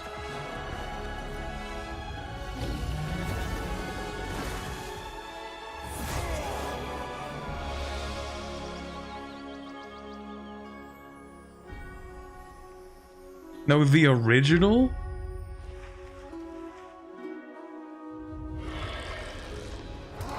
But what if this is actually good though? What if the remake is really, really good? Under a gathering storm. Heroes will rise. Kingdoms will fall. Erathia cannot escape its fate.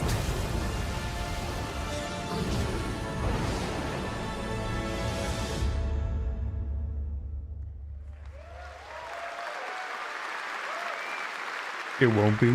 No way it's gonna be as good. With that, now let's talk about Gamescom Cares, our platform at Gamescom dedicated to Okay, I will take into consideration. This year, we're putting I the following may topic in the possibly spotlight. The unique power of the games play at least community some to Heroes of force Might for and good Magic. and drive real change. Chat will have to convince me Please join which in one welcoming is a good special enough guest to who actually knows this stream. Firsthand, co-owner and business director Ashley Farkas of Games Done Quick.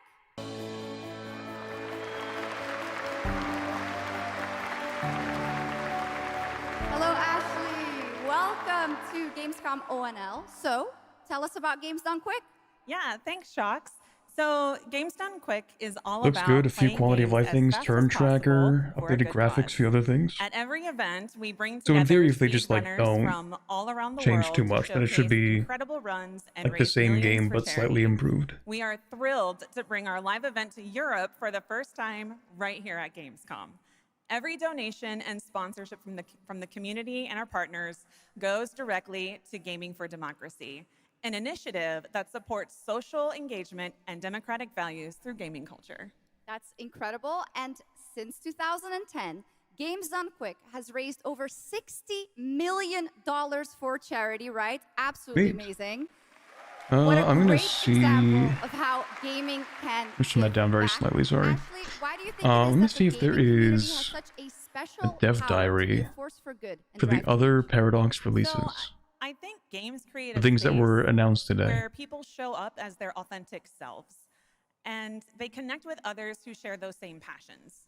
That sense of community and shared purpose is the foundation for everything. This empowers the community and helps players advocate for great projects like supporting democratic see anything values, yet. healthcare, and global humanitarian aid. I can't agree with you more, but how can this special power be used even more in the future so that we feel empowered to speak up for what's right? Yeah, we believe that the gaming community should recognize just how powerful it already is. Yeah, I think right now. United Nations already do, and as organizers, it's our responsibility to create meaningful opportunities through community fundraising, local events, or creator collaborations. Right now it's just Afterworld on the Always Paradox looking forums. for new ways to connect gaming with causes that matter, and our goal is turning our passion into change that lasts beyond the games we play. That's a great point. And of course, I have to ask, are there any more examples right here at Gamescom? Absolutely. There are so many for everyone to see and participate in this week. From charity streams, Sorry, I wasn't paying attention. What are they doing? life-saving initiatives, and the Gamescom Forest, just to name a few. Gamescom is bringing gaming communities together to create a real Gamescom world. charities? Okay, that's cool. So right, Ashley, there's also Greenpeace, Life Lolly, Deutsche Stammzellspenderdatei, and Médecins Sans Frontières joining this community to be a force for good. Thank you so much for joining us, Ashley. I hope you have an amazing event right here at Gamescom. And of course, go check out all these great initiatives happening here at Gamescom Cares on our website. Awesome. The Games Done Quick charity Thank ad? you, Shox Okay. and Ashley. Last year at TGA, I was very excited to debut the new It's title. charity slop. You only like it because they're Solid Neon Giant. donating money The towards small team causes. behind the Ascent, No Law is an immersive open-world FPS RPG set in the cyber grunge city of Port Desire. And tonight, it's finally time to give you a new look at the game.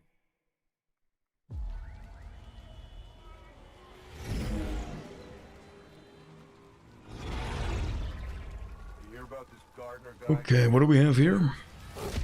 The city won't shut up about it. What have you heard? Nobody sees him go in. Cyberpunk 2078? No way.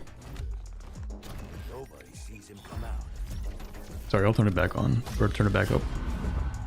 Good with his hands. Light on his feet. Dynamite with vacuum cleaners.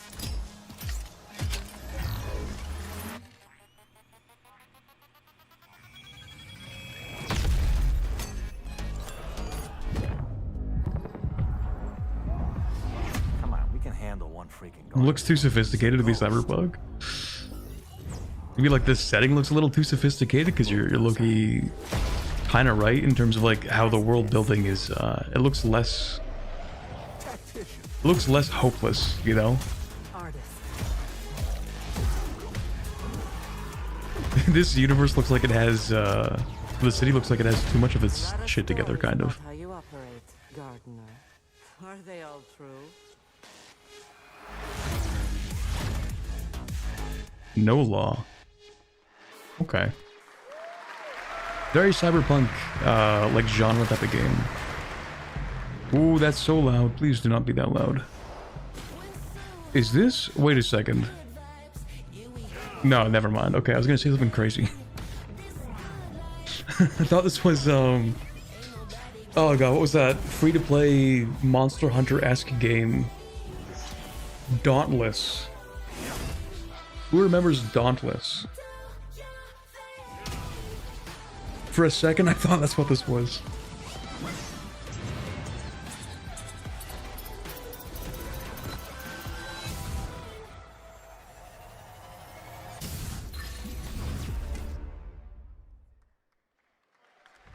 나는 그날의 공기를 기억한다. 세계의 운명이 뒤바뀐 그날을.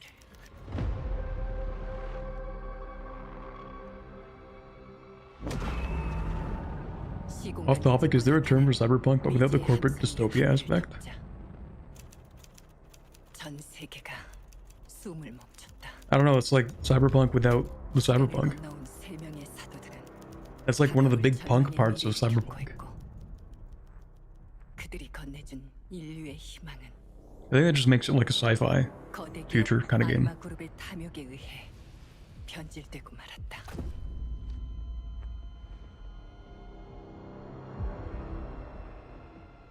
사도의 예언대로 검은 물질과 함께 대항마 뷰에르가 강림했다. What is this? 인류의 혈관 속에 잔혹한 시한. Is this 나도 what am I thinking of? 예외일 순 없었다.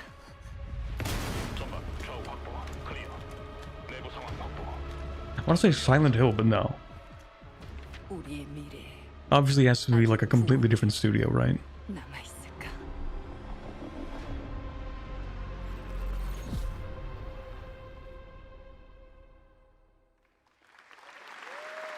Cinder. Okay. PGA, we revealed Ontos from Frictional Games in Malmo, Sweden. The spiritual successor Jeff, to stop being Soma. quiet. The game stars the incredible Stellan Skarsgård, and now we've got your first look at gameplay as the protagonist comes across We already a saw Silent Hill, horrific didn't we? experiment where a Oh, body's yeah, like in the has been transferred to a server in of the rats. It's one of the many pre-show experiments in trailers, the I game. think. Narrative puzzles where your moral choices affect the Cinder outcomes City of looks the like it has a mission, full name. as Okay. well as the rest of the narrative. When I was 5 years old, I was very sick. But somehow, my dad did the impossible.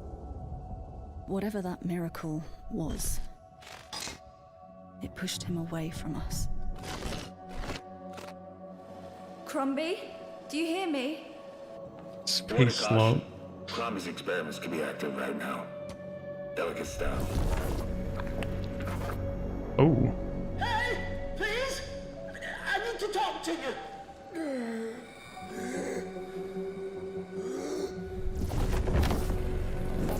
That's it! My savior! Hello? What the hell is going on, man? The rat hive mind. What are you? There are some notes on the whiteboard to guide you to. Is this like Am I thinking of Soma, maybe? I'm getting vibes. Okay. I'm getting, I think, Soma vibes. There is no mind. Please proceed. Maybe not. No! No! My body! No! Horrors beyond my comprehension, Slum.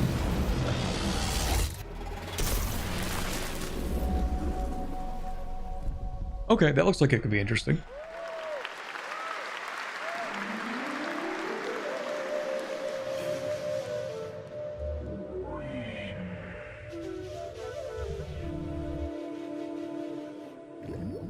Guy who's only ever played Soma. The funny thing is, I've actually never played Soma.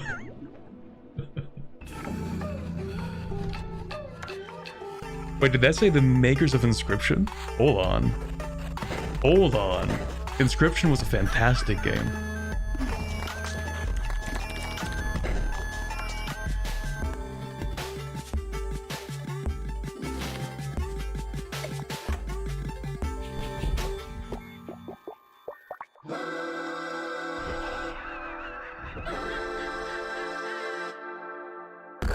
What are they cooking there?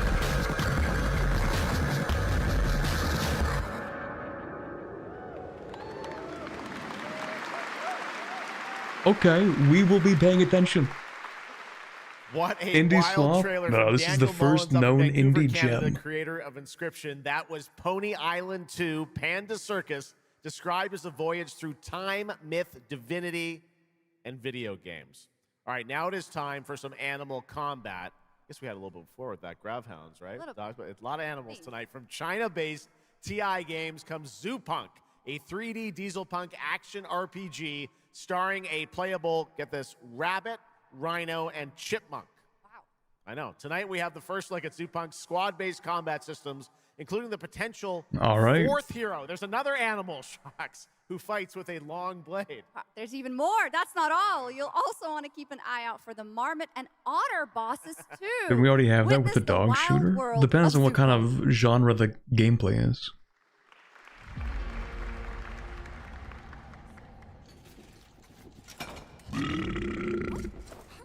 Ready? Let's go save the world. No. I'm gonna smash this rotten world into pieces. We're off to an excellent start. I've got you. We're about to risk our lives here.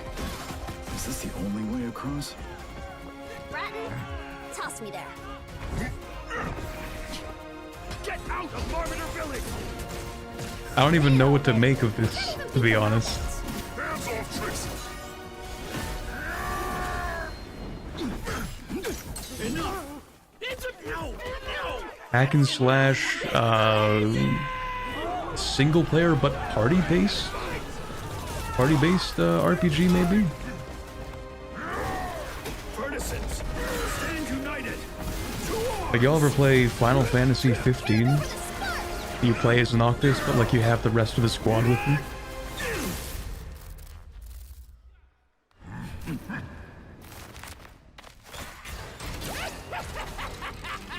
Come and get me! This, the hope of the world?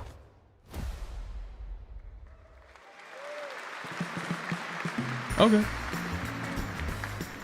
I mean, it doesn't really seem like my type of game, but I can definitely see how it could be interesting.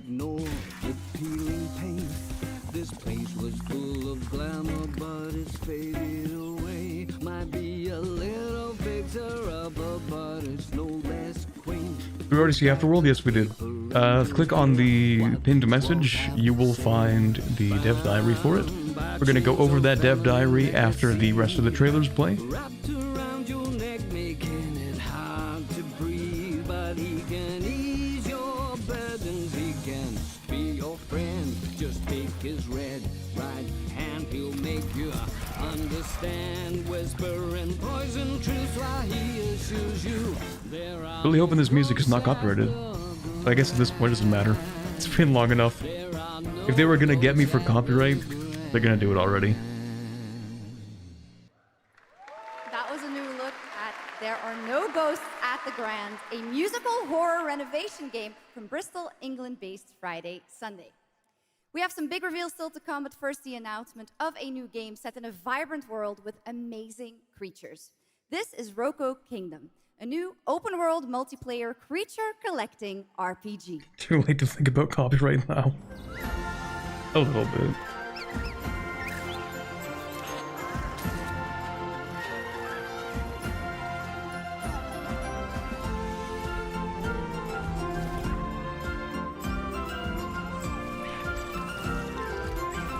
Fake Pokemon swap? Okay, listen. I actually appreciate that more studios are willing to create like direct competitors to Pokemon nowadays. Nintendo already preparing the cease and desist.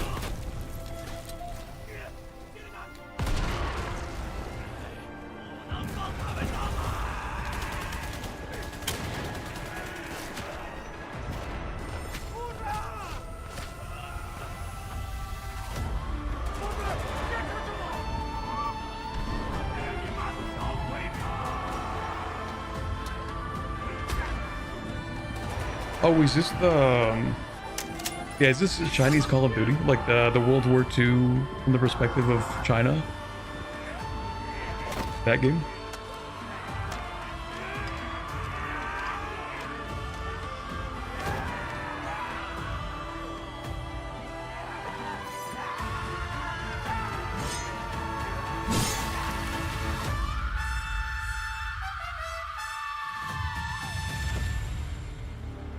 Defiant. That might be it. I never actually learned the title of that game, but I think I've seen some of it. 아무리 신을 불러도 그들은 끝내 답하지 않았지. 이제 이 윤회를 내 손으로 무너뜨리리라.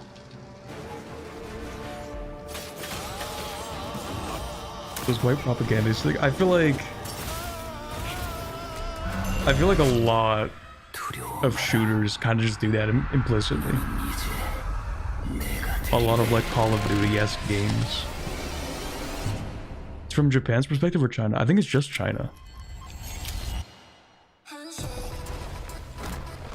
But I feel like if you have any shooter game, any FPS that is based on like historical conflict, I think, or not even like historical conflict, like a lot of Call of Duty games are about like the future, like fighting a conflict against like China or like North Korea or like the Russians or something, you know? Like I think in all of them they kind of do that to an extent. No way it would be from Japan's POV. It's like having German POV in World War II. They did do that in Hell Let Loose, kind of. A lot of World War II games actually where you can play as Axis, I think.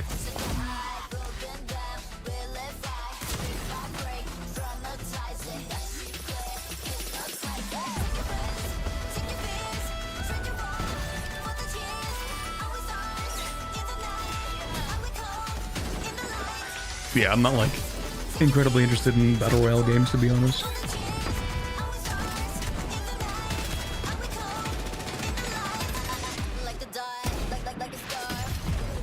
Maybe I'm crazy, but it feels like new Battle Royale type games, new like Battle Royale FPSs drop like 3 times a year, you know what I mean? Now I'm happy to welcome to the O&L stage a man who closed out Summer Game Fest with an epic reveal. Please join me in welcoming to the stage my good friend, the Final Fantasy VII Remake Series Director, Naoki Hamaguchi.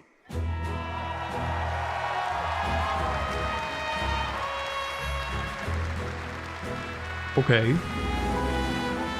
I'm embarrassed to say I actually haven't played any of the remakes for any of the Final Fantasy VII games.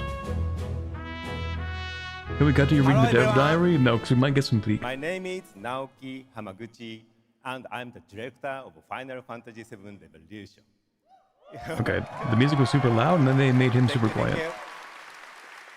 It's great to be back at the Gamescom to give you a glimpse of what my team is working on.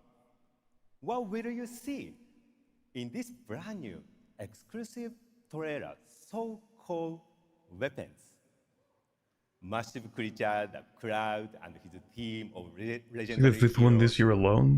They do drop a lot of them. Final chapter of their epic journey. Hold on, I'm gonna grab a drink real Final quick. Fantasy VII Revolution will deliver an unforgettable experience in a world without boundaries, and will be available PlayStation 5, Nintendo Switch 2, Xbox XS, and PC in spring 2027.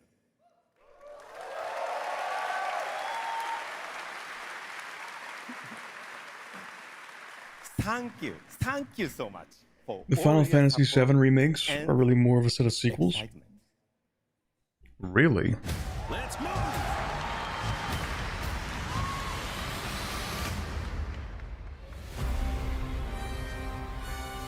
My fellow citizens, we are assailed on every How many years have they been remaking Final Fantasy VII? I think like since 2020, 2021, maybe. Towering monstrosities termed weapons, like the one that made landfall outside Midgar.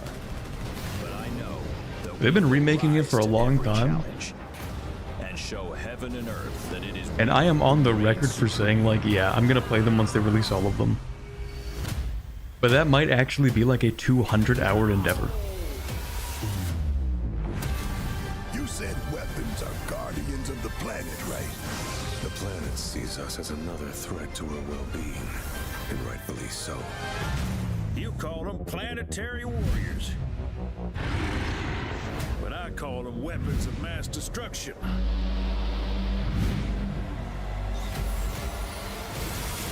2015 was the first announced. We fight. Damn, for real?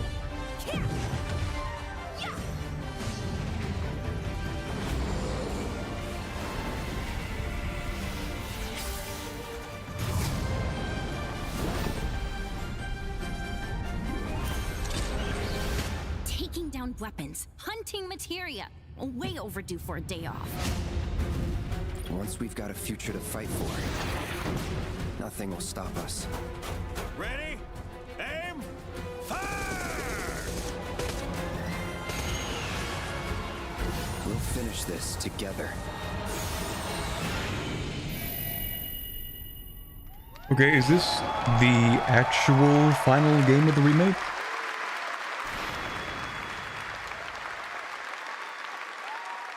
Final Fantasy VII Revelation looks truly epic, and we don't have to wait long. The game comes out next spring. Yes, for all okay, should platforms be. at the same Yeah, time. we'll see about that. All right, we have one last game for you tonight at ONL. An update Okay, on a hold legendary RPG franchise that won Game of the Year at the Game Awards way back in 2015.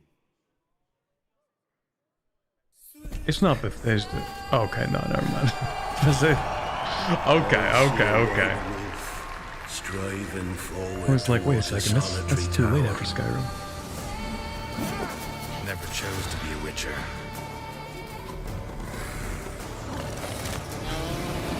Fate chose for me.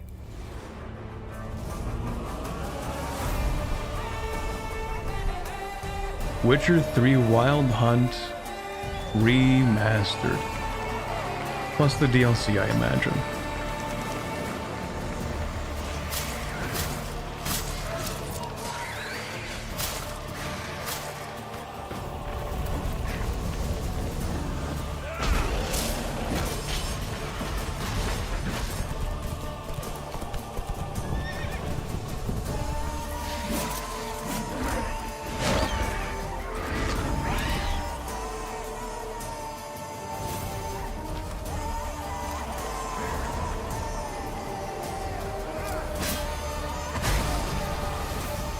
The game that looks better than modern releases gets a remaster.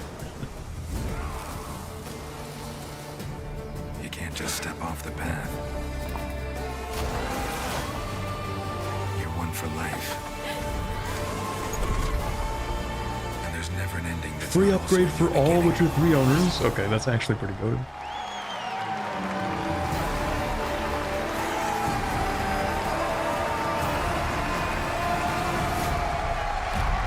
I thought they were pulling like a Bethesda. They're like, okay. Jesus. Everyone's gonna have to, you know, buy it again. Be not afraid.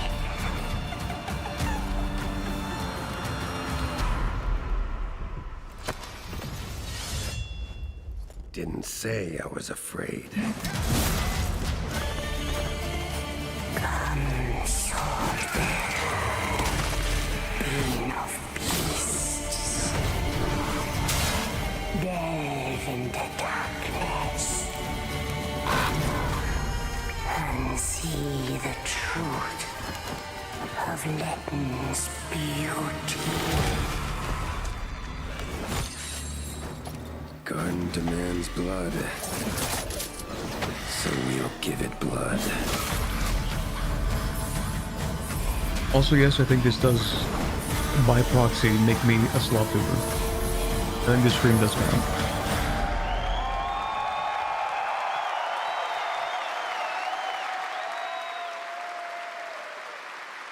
Okay, chat, I have never actually played The Witcher 3. Is it possible to play The Witcher 3 without playing the other two Witcher games? Please welcome the level design lead from CD Projekt Red, Miles Toast.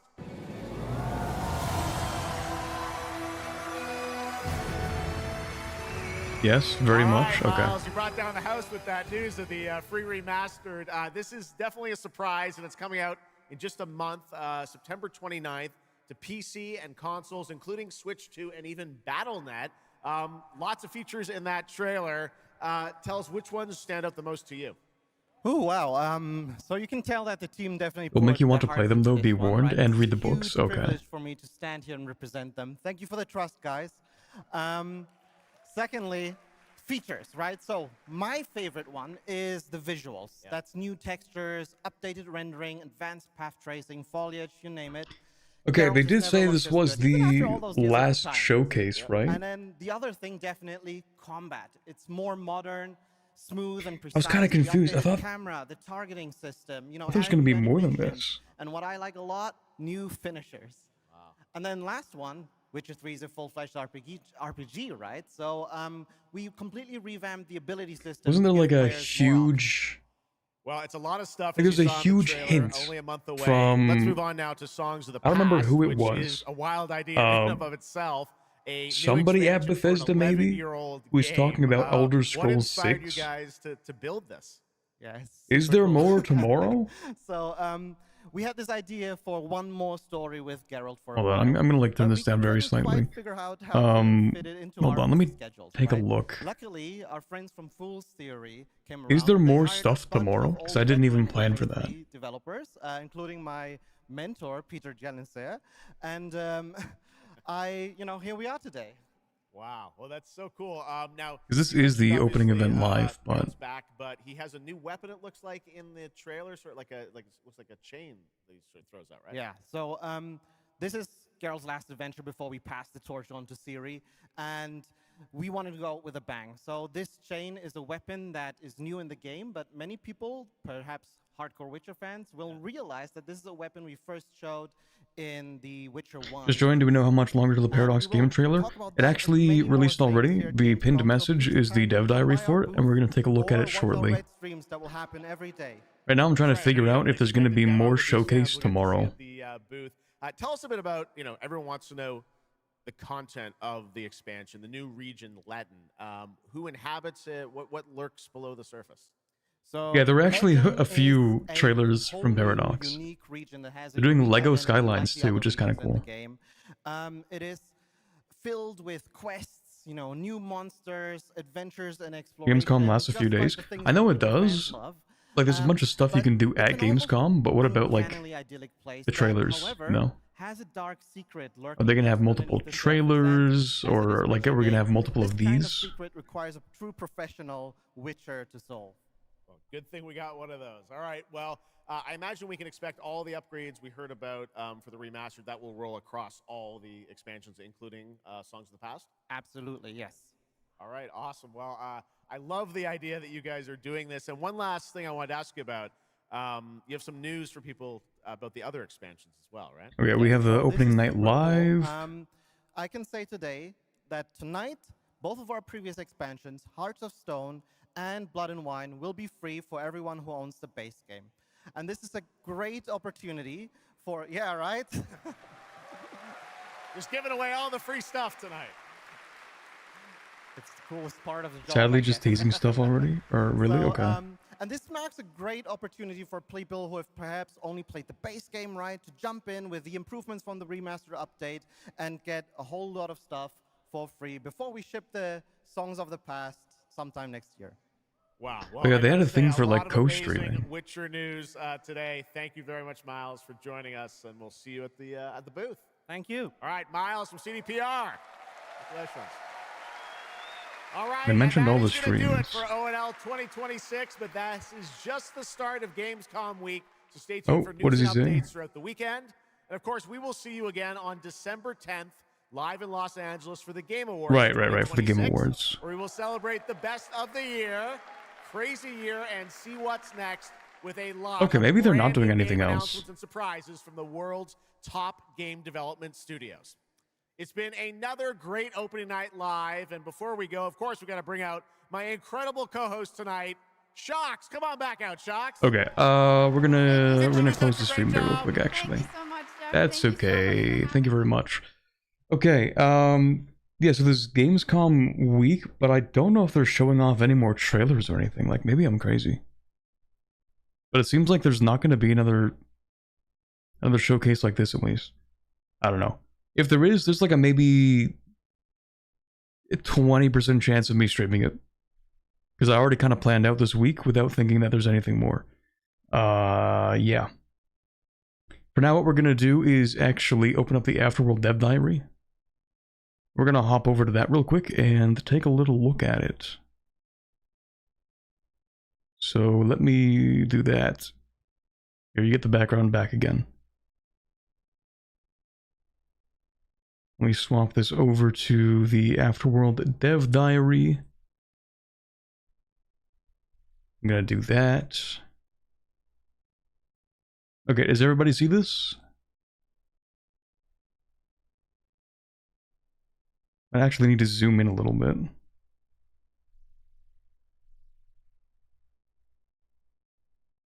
There we go, that's probably much better. Okay, everybody sees this? Perfect. Okay. We're going to read the dev diary real quick, and then we're going to call it for today. After that, I have a little bit of background music. I do have to turn down my desktop audio again because I turned it up for this stream. There we go, that looks good, kind of. Okay, so let's take a look at what they are cooking with Afterworld. Alright. Hello everyone and welcome to the first dev diary for Afterworld. My name is Dan Lind. Welcome back, Dan. I'm the game director for it. This is what I've been doing the last few years since I handed over Hearts of Iron 4. It feels good to be back talking to you guys and doing dev diaries again. I guess you're curious, so let's get into the vision and what the game is about. Afterworld is an upcoming grand strategy game set in the semi-procedural ruins of North America. Okay, semi-procedural. I think my original idea of this game is going to have lore that's already set in stone and relevant to specific areas. I think that's still going to be there. I think the semi-procedural is going to refer to, like, some random encounters and minor things, maybe. I don't think it's going to be, like, full procedural, kind of like how Stellaris is. Anyway, I guess we'll find out. Ruins of North America after the fall, a world-spanning apocalyptic war. The fall happened in the future where technology had rapidly advanced. A century after that world-shattering event, remnants and relics of that age still exist to be unearthed and fought over by the surviving tribes of the Dustland. You will be leading bands of survivors, rediscovering America, forging your followers into a proper society, and ultimately a great empire. Your empire from the ashes. Why the Apocalypse? Been wanting to make a post-apocalyptic game for ages, and I think I wrote the first drafts for Afterworld somewhere back in 2012. Damn. That's crazy. Been on pause for, well, not on pause for 14 years, but damn. Okay.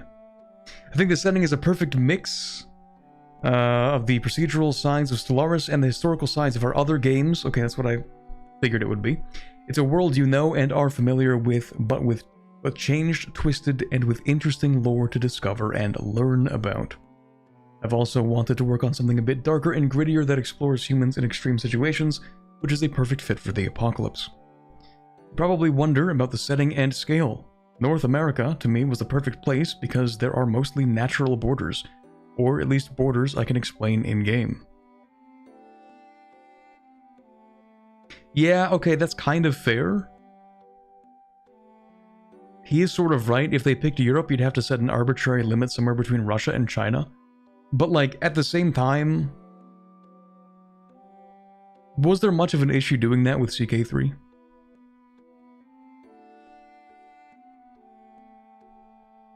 Didn't really seem to hold back the Crusader Kings team. I don't know. I feel like it could have been done. But maybe they just didn't want to. So, okay, that's fair, I suppose. Anyway, the other main advantage of the US is that it's definitely one of the most known places across the globe when it comes to geography, landmarks, and such, so more people will be able to pick up on the surroundings. Maybe, I suppose. I think a lot of people also know a lot about Europe.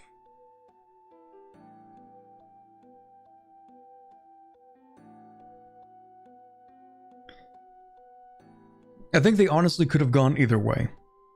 It could have been North America, it could have been Europe.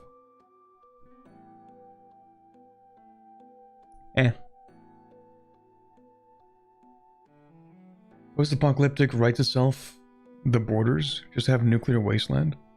I mean, kind of. I feel like they're gonna try to do like an expansion thing where the entire world is eventually added. Maybe, possibly. The Great American Landmarks like Walmart. The local Walmart tribe. Anyway. Let's see. Design pillars and principles. With Afterworld, we are trying to create a fresh and different GSG experience.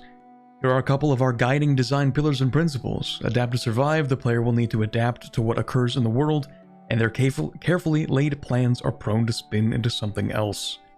More like Crusader Kings than Hearts of Iron in that sense. Good. I'm happy about that. I think one of the reasons why I kind of fell out of love with Hearts of Iron 4 over the last couple of years is because it is... like, it's not entirely linear, but it feels railroaded once you choose a path. Thank you very much, Isaac, for the $2 super chat.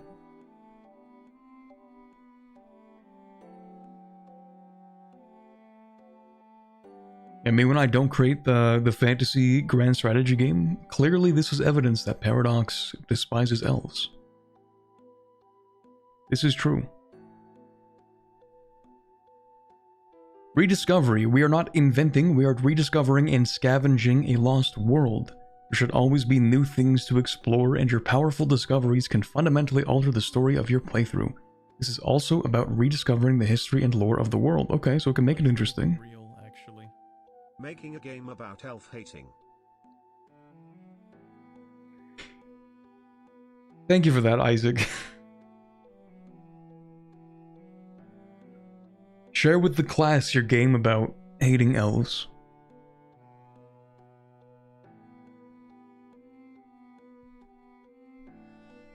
Shape your society. The people of the tribe are your greatest resource. To shape and control them, you need to create a suitable society to fit their needs as well as your own. We want players to create the societies of their dreams or nightmares. Okay, so I think... do I think? Not really. But if I did think... I'm pretty sure the way they're going about doing this is that you're not going to create a templated society like Stellaris. Instead, it's going to be... you kind of just pop up into the world. Actually, it might change this, or I might change my opinion on this, because they might not actually do this. But you might just be sort of a blank slate society that pops up somewhere, and then your customization is going to be through interacting with lost technology and different societies you encounter and stuff like that. I think instead of being like Stellaris, where you lock in your early game play style, you sort of evolve it over time, maybe? I don't know, maybe I'm wrong about that. They might just do Origins because that seems like a much easier and more natural way of doing things, but we'll find out. Let's see. Money's not even real, actually. Really, the one we hate is Lathan Silwex. True. Once you learn about the Fourth Lilac War, you'll never stop wanting to beat Lothane Silwex to death with your bare hands. Thank you very much for the $2 super chat, Isaac. Accessible with growing depth, aims to be the easiest GSG to pick up and get immersed in. We'll see about that. Well, without sacrificing complexity or depth. These are very, very difficult things to balance. Because the more complexity and depth you have, the harder it is to get into a GSG. So if you make it the easiest to get into, they're not necessarily diametrically opposed objectives, but they are very difficult to balance. We'll see. Yeah, it's both reassuring and not. We do this by tying many game mechanics to exploration and discovery so that they get progressively unlocked for a deeper and deeper game without overwhelming you during the first 10 minutes. Okay, I do like that approach, actually.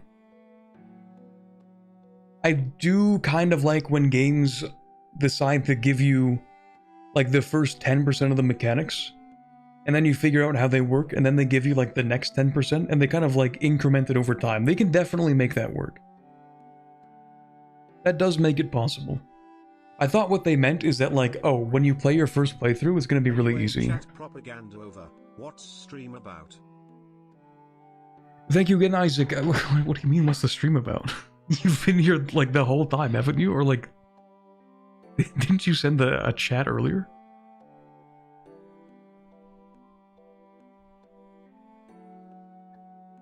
I assume it's going to be how Stellaris does it? Yeah, kind of. That is true, that Stellaris does kind of do it like that.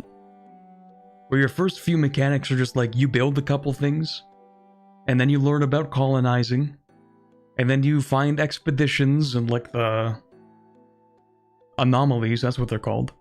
The anomalies and the excavations, that's what I mean. And then you get some rudimentary diplomacy. And then you start learning about the other civilizations and other things and stuff like that. And then, you know, eventually you start to work your way up to actual conflict and diplomacy and then the galactic stage and all that stuff. So, they can definitely do it well. Stellaris, I guess, is proof of that. We'll just have to see. When does this Gamescom start? It's actually over right now. We just finished watching all of the trailers, and we are looking at the First Dev Diary for Afterworld.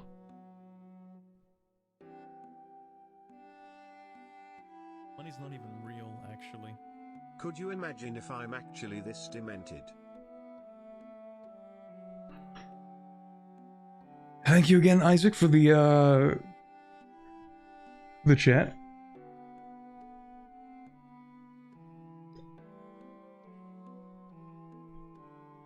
I never know these days, Isaac. You always send the weirdest super chats, I'm not gonna lie. I think out of all the people who send super chats regularly, you do throw me off the most. Sorry, I'm gonna log in and actually finish this. Regardless of the super chats that come in. Okay, yeah, so they talked about the accessibility with growing depth. If they do it kind of like Stellaris, then that's totally fine. I thought originally what they meant was the game in total is not going to be that complex, and so it's not going to be difficult to get into or play an entire campaign. But I think if they do it kind of like Stellaris, then that's a solid compromise, sort of. Immersive and tangible. In Afterworld, design immersion always trumps abstract mechanical design, so we will lean towards simulation rather than board game rules. Okay. Okay. Concepts like mana currencies must make sense, feel natural, and optimally. And optimally, these costs are all real. For example, resources, lives, bullets, or days.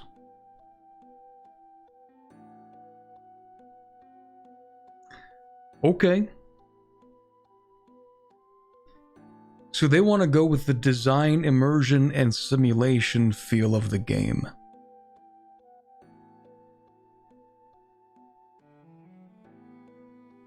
This could work, but let's not forget, simulation games are best when you don't take it too seriously with the simulator.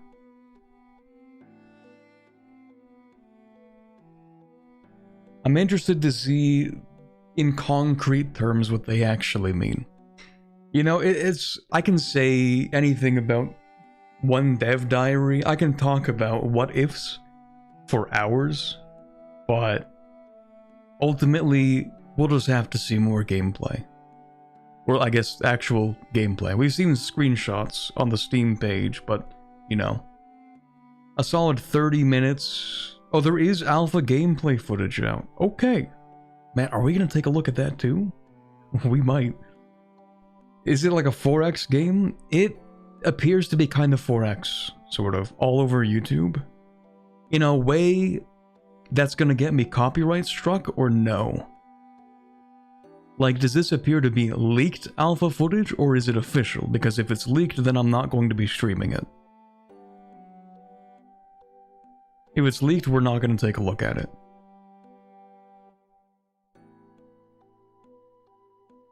Let's see. As we start revealing mechanics, you'll see how these have formed the game by other YouTubers. That feels like a gray area I don't really want to poke at. So I don't know about that one. Compared to our other games, my goal from the start was to create something that complemented and added a unique twist to our stable of games. We often say that many of our GSGs have a secondary genre. Oi is GSG plus war game. CK is GSG plus RPG. Victoria is GSG plus economy sim. Stellaris is GSG plus 4X. Afterworld tries to take inspirations from settlement and survival games and then scale those ideas up to grand strategy game levels. That means things like starting small, slowly revealing new mechanics, detailed resource gathering and development, as well as environmental dangers and challenges to overcome. Being a historical, the closest game you will think about is probably Stellaris. Yep. The games are quite different though. Let's compare. Setting, okay, yeah, obviously it's a different game. That's fair. Stellaris, okay, Truth Nuke, Stellaris is kind of also a post-apocalyptic game, but not really, but kind of. Like, it's not quite, and yet, they do have aspects of that. It's not the same thing though, I get it though. Both games have room for you to create empires and tell stories, but in Afterworlds, more has already happened before you get started. Okay, so there's a lot more to learn about the setting. When we talk about Paradox game lore, in this case, we can actually refer to lore that was created. In this case, it's not just shitposting.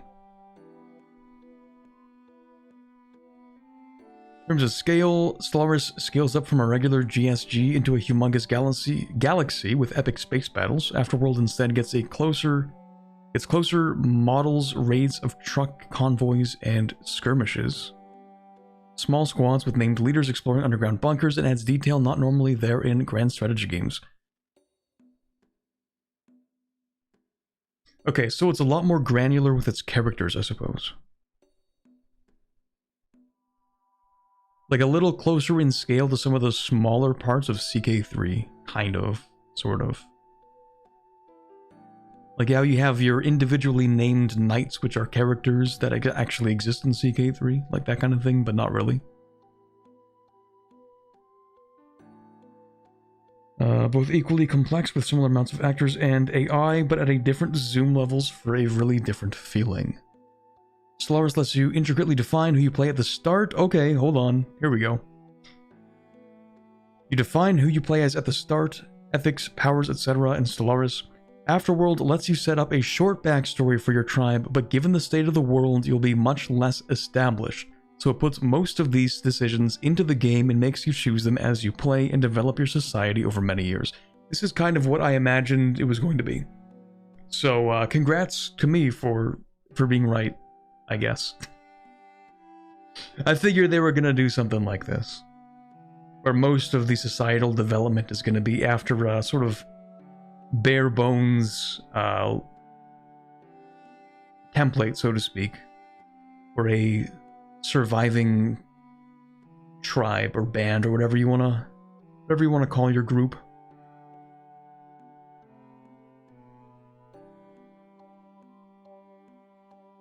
Okay, so that could be kind of interesting. That does kind of seem to, that kind of seems to be it. But on Tuesday, September 1st, they're going to have the next dev diary. So look forward to that, I suppose. This is the prequel for the After the End mod for CK3. I feel like that's exactly what they're going to do, or like the modders. When the After the End modders get their hands on this game.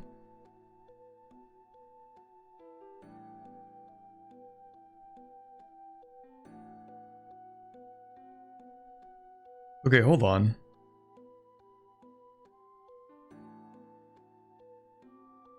Lore? Lore spotted?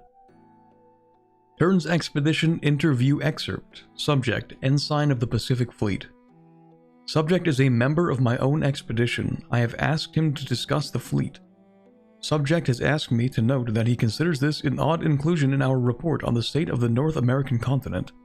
But to understand our place in this land, we must understand ourselves. Eli flips the switch, Ensign on supply ship Kingfisher, currently on special assignment at the Turns Expedition. Got my name growing up on the reactor sub Tampa. They use kids for simple jobs because there's so little space. We take our leisure shifts up on the agri-carrier Carl Vinson. It seemed like the biggest place in the world, as big as I could ever imagine. Now I'm standing on the continent. You can just walk any direction. The quiet here makes me nervous sometimes. There's so many lonely places. Never alone on the fleet. The fleet's old. Older than the fall. It was a weapon of the ancients. There was a land called Hawaii. And the people there took shelter on the fleet when the fall came. And they ran instead of fighting. We're still running just like our grandparents and their grandparents. But you can't run forever. It'll be time to fight soon. Okay. Pacific Fleet Civilization? So maybe this is like the lore of who you're gonna play as at the start. Or maybe this is one of like the origins. So maybe they will have Stellaris origins, but all of the intricacies of your society still need to be set up. So maybe one of the origins is like, okay, you're a group of people who fled from Hawaii using the Pacific Fleet and just kind of made your way over to the continent.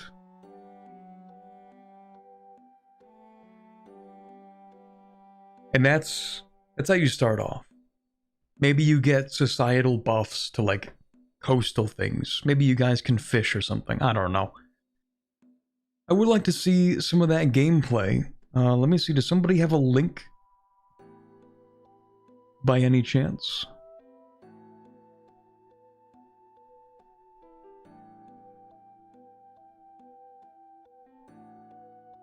Maybe I can find it.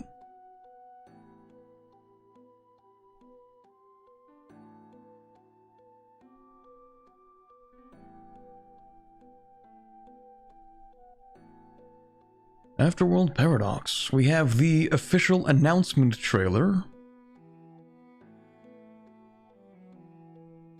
First gameplay revealed by Paradox. And it is a YouTube channel that uploaded it 26 minutes ago. OPB has a video about the announcements. I don't know if it actually shows gameplay. Oh, it actually does appear to have some gameplay. Analyze Afterworld gameplay and the dev diary. Oh, hold on a second. Hold on a second.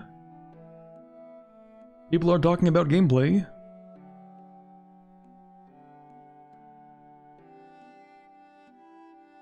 Okay, so...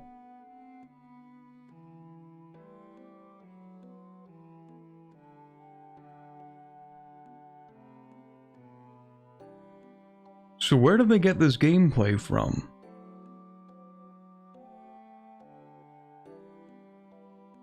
I am intrigued.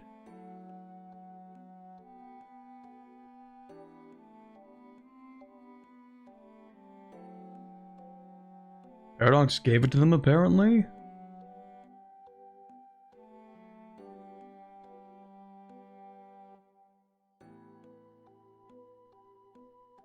Huh. Okay. Where's my copy? No, I'm kidding. I'm sure they handed it out to like 5 people in total. It kind of seems like what they're doing.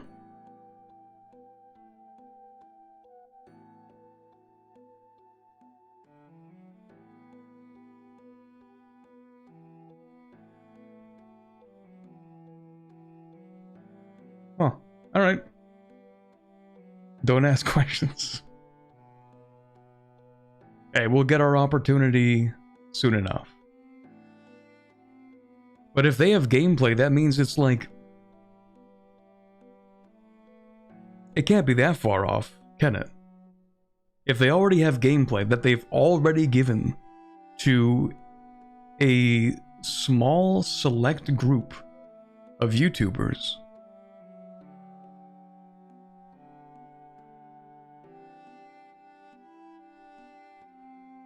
If they've already done that, then it's gotta be, like, pretty close to being done, I imagine. It would be a very peculiar thing for them to do.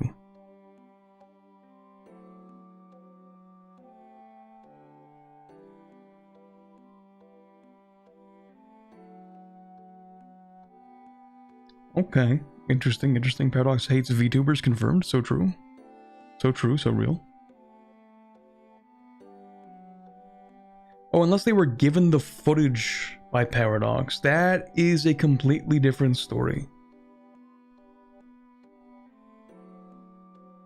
If they were just given the footage from Paradox, that's kind of different.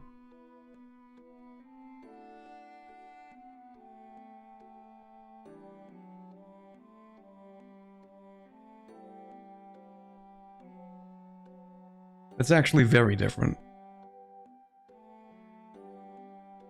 EP30. Okay, he said he analyzed Afterworld gameplay. Because the thing is, any YouTuber who actually got to play the game, you would know that in the title of the video. So I think in this case, they didn't actually get their hands on the game per se. You know, I'm just kind of taking some shots in the dark here, right?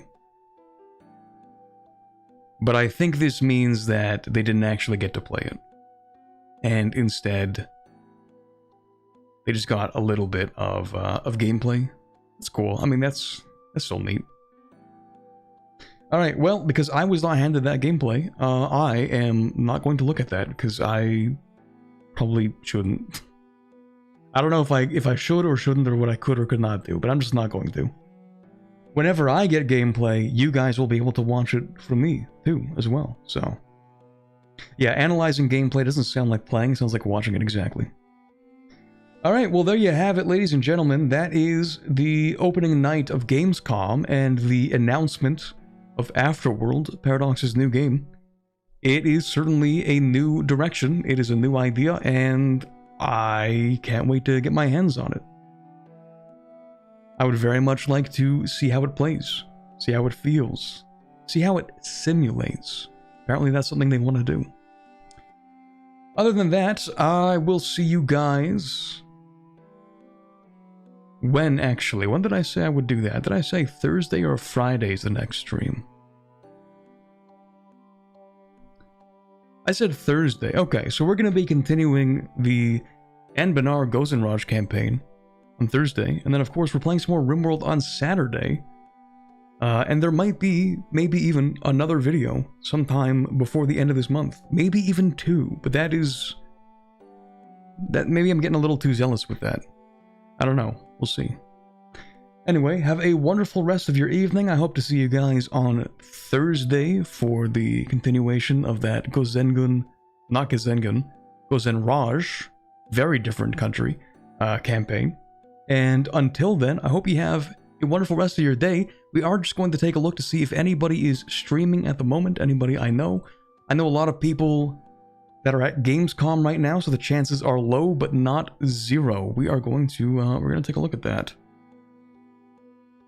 Chances are low, but not zero.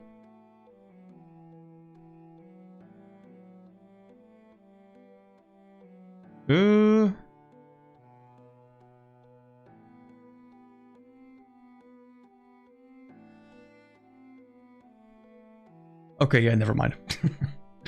Okay, I will see you guys on Thursday.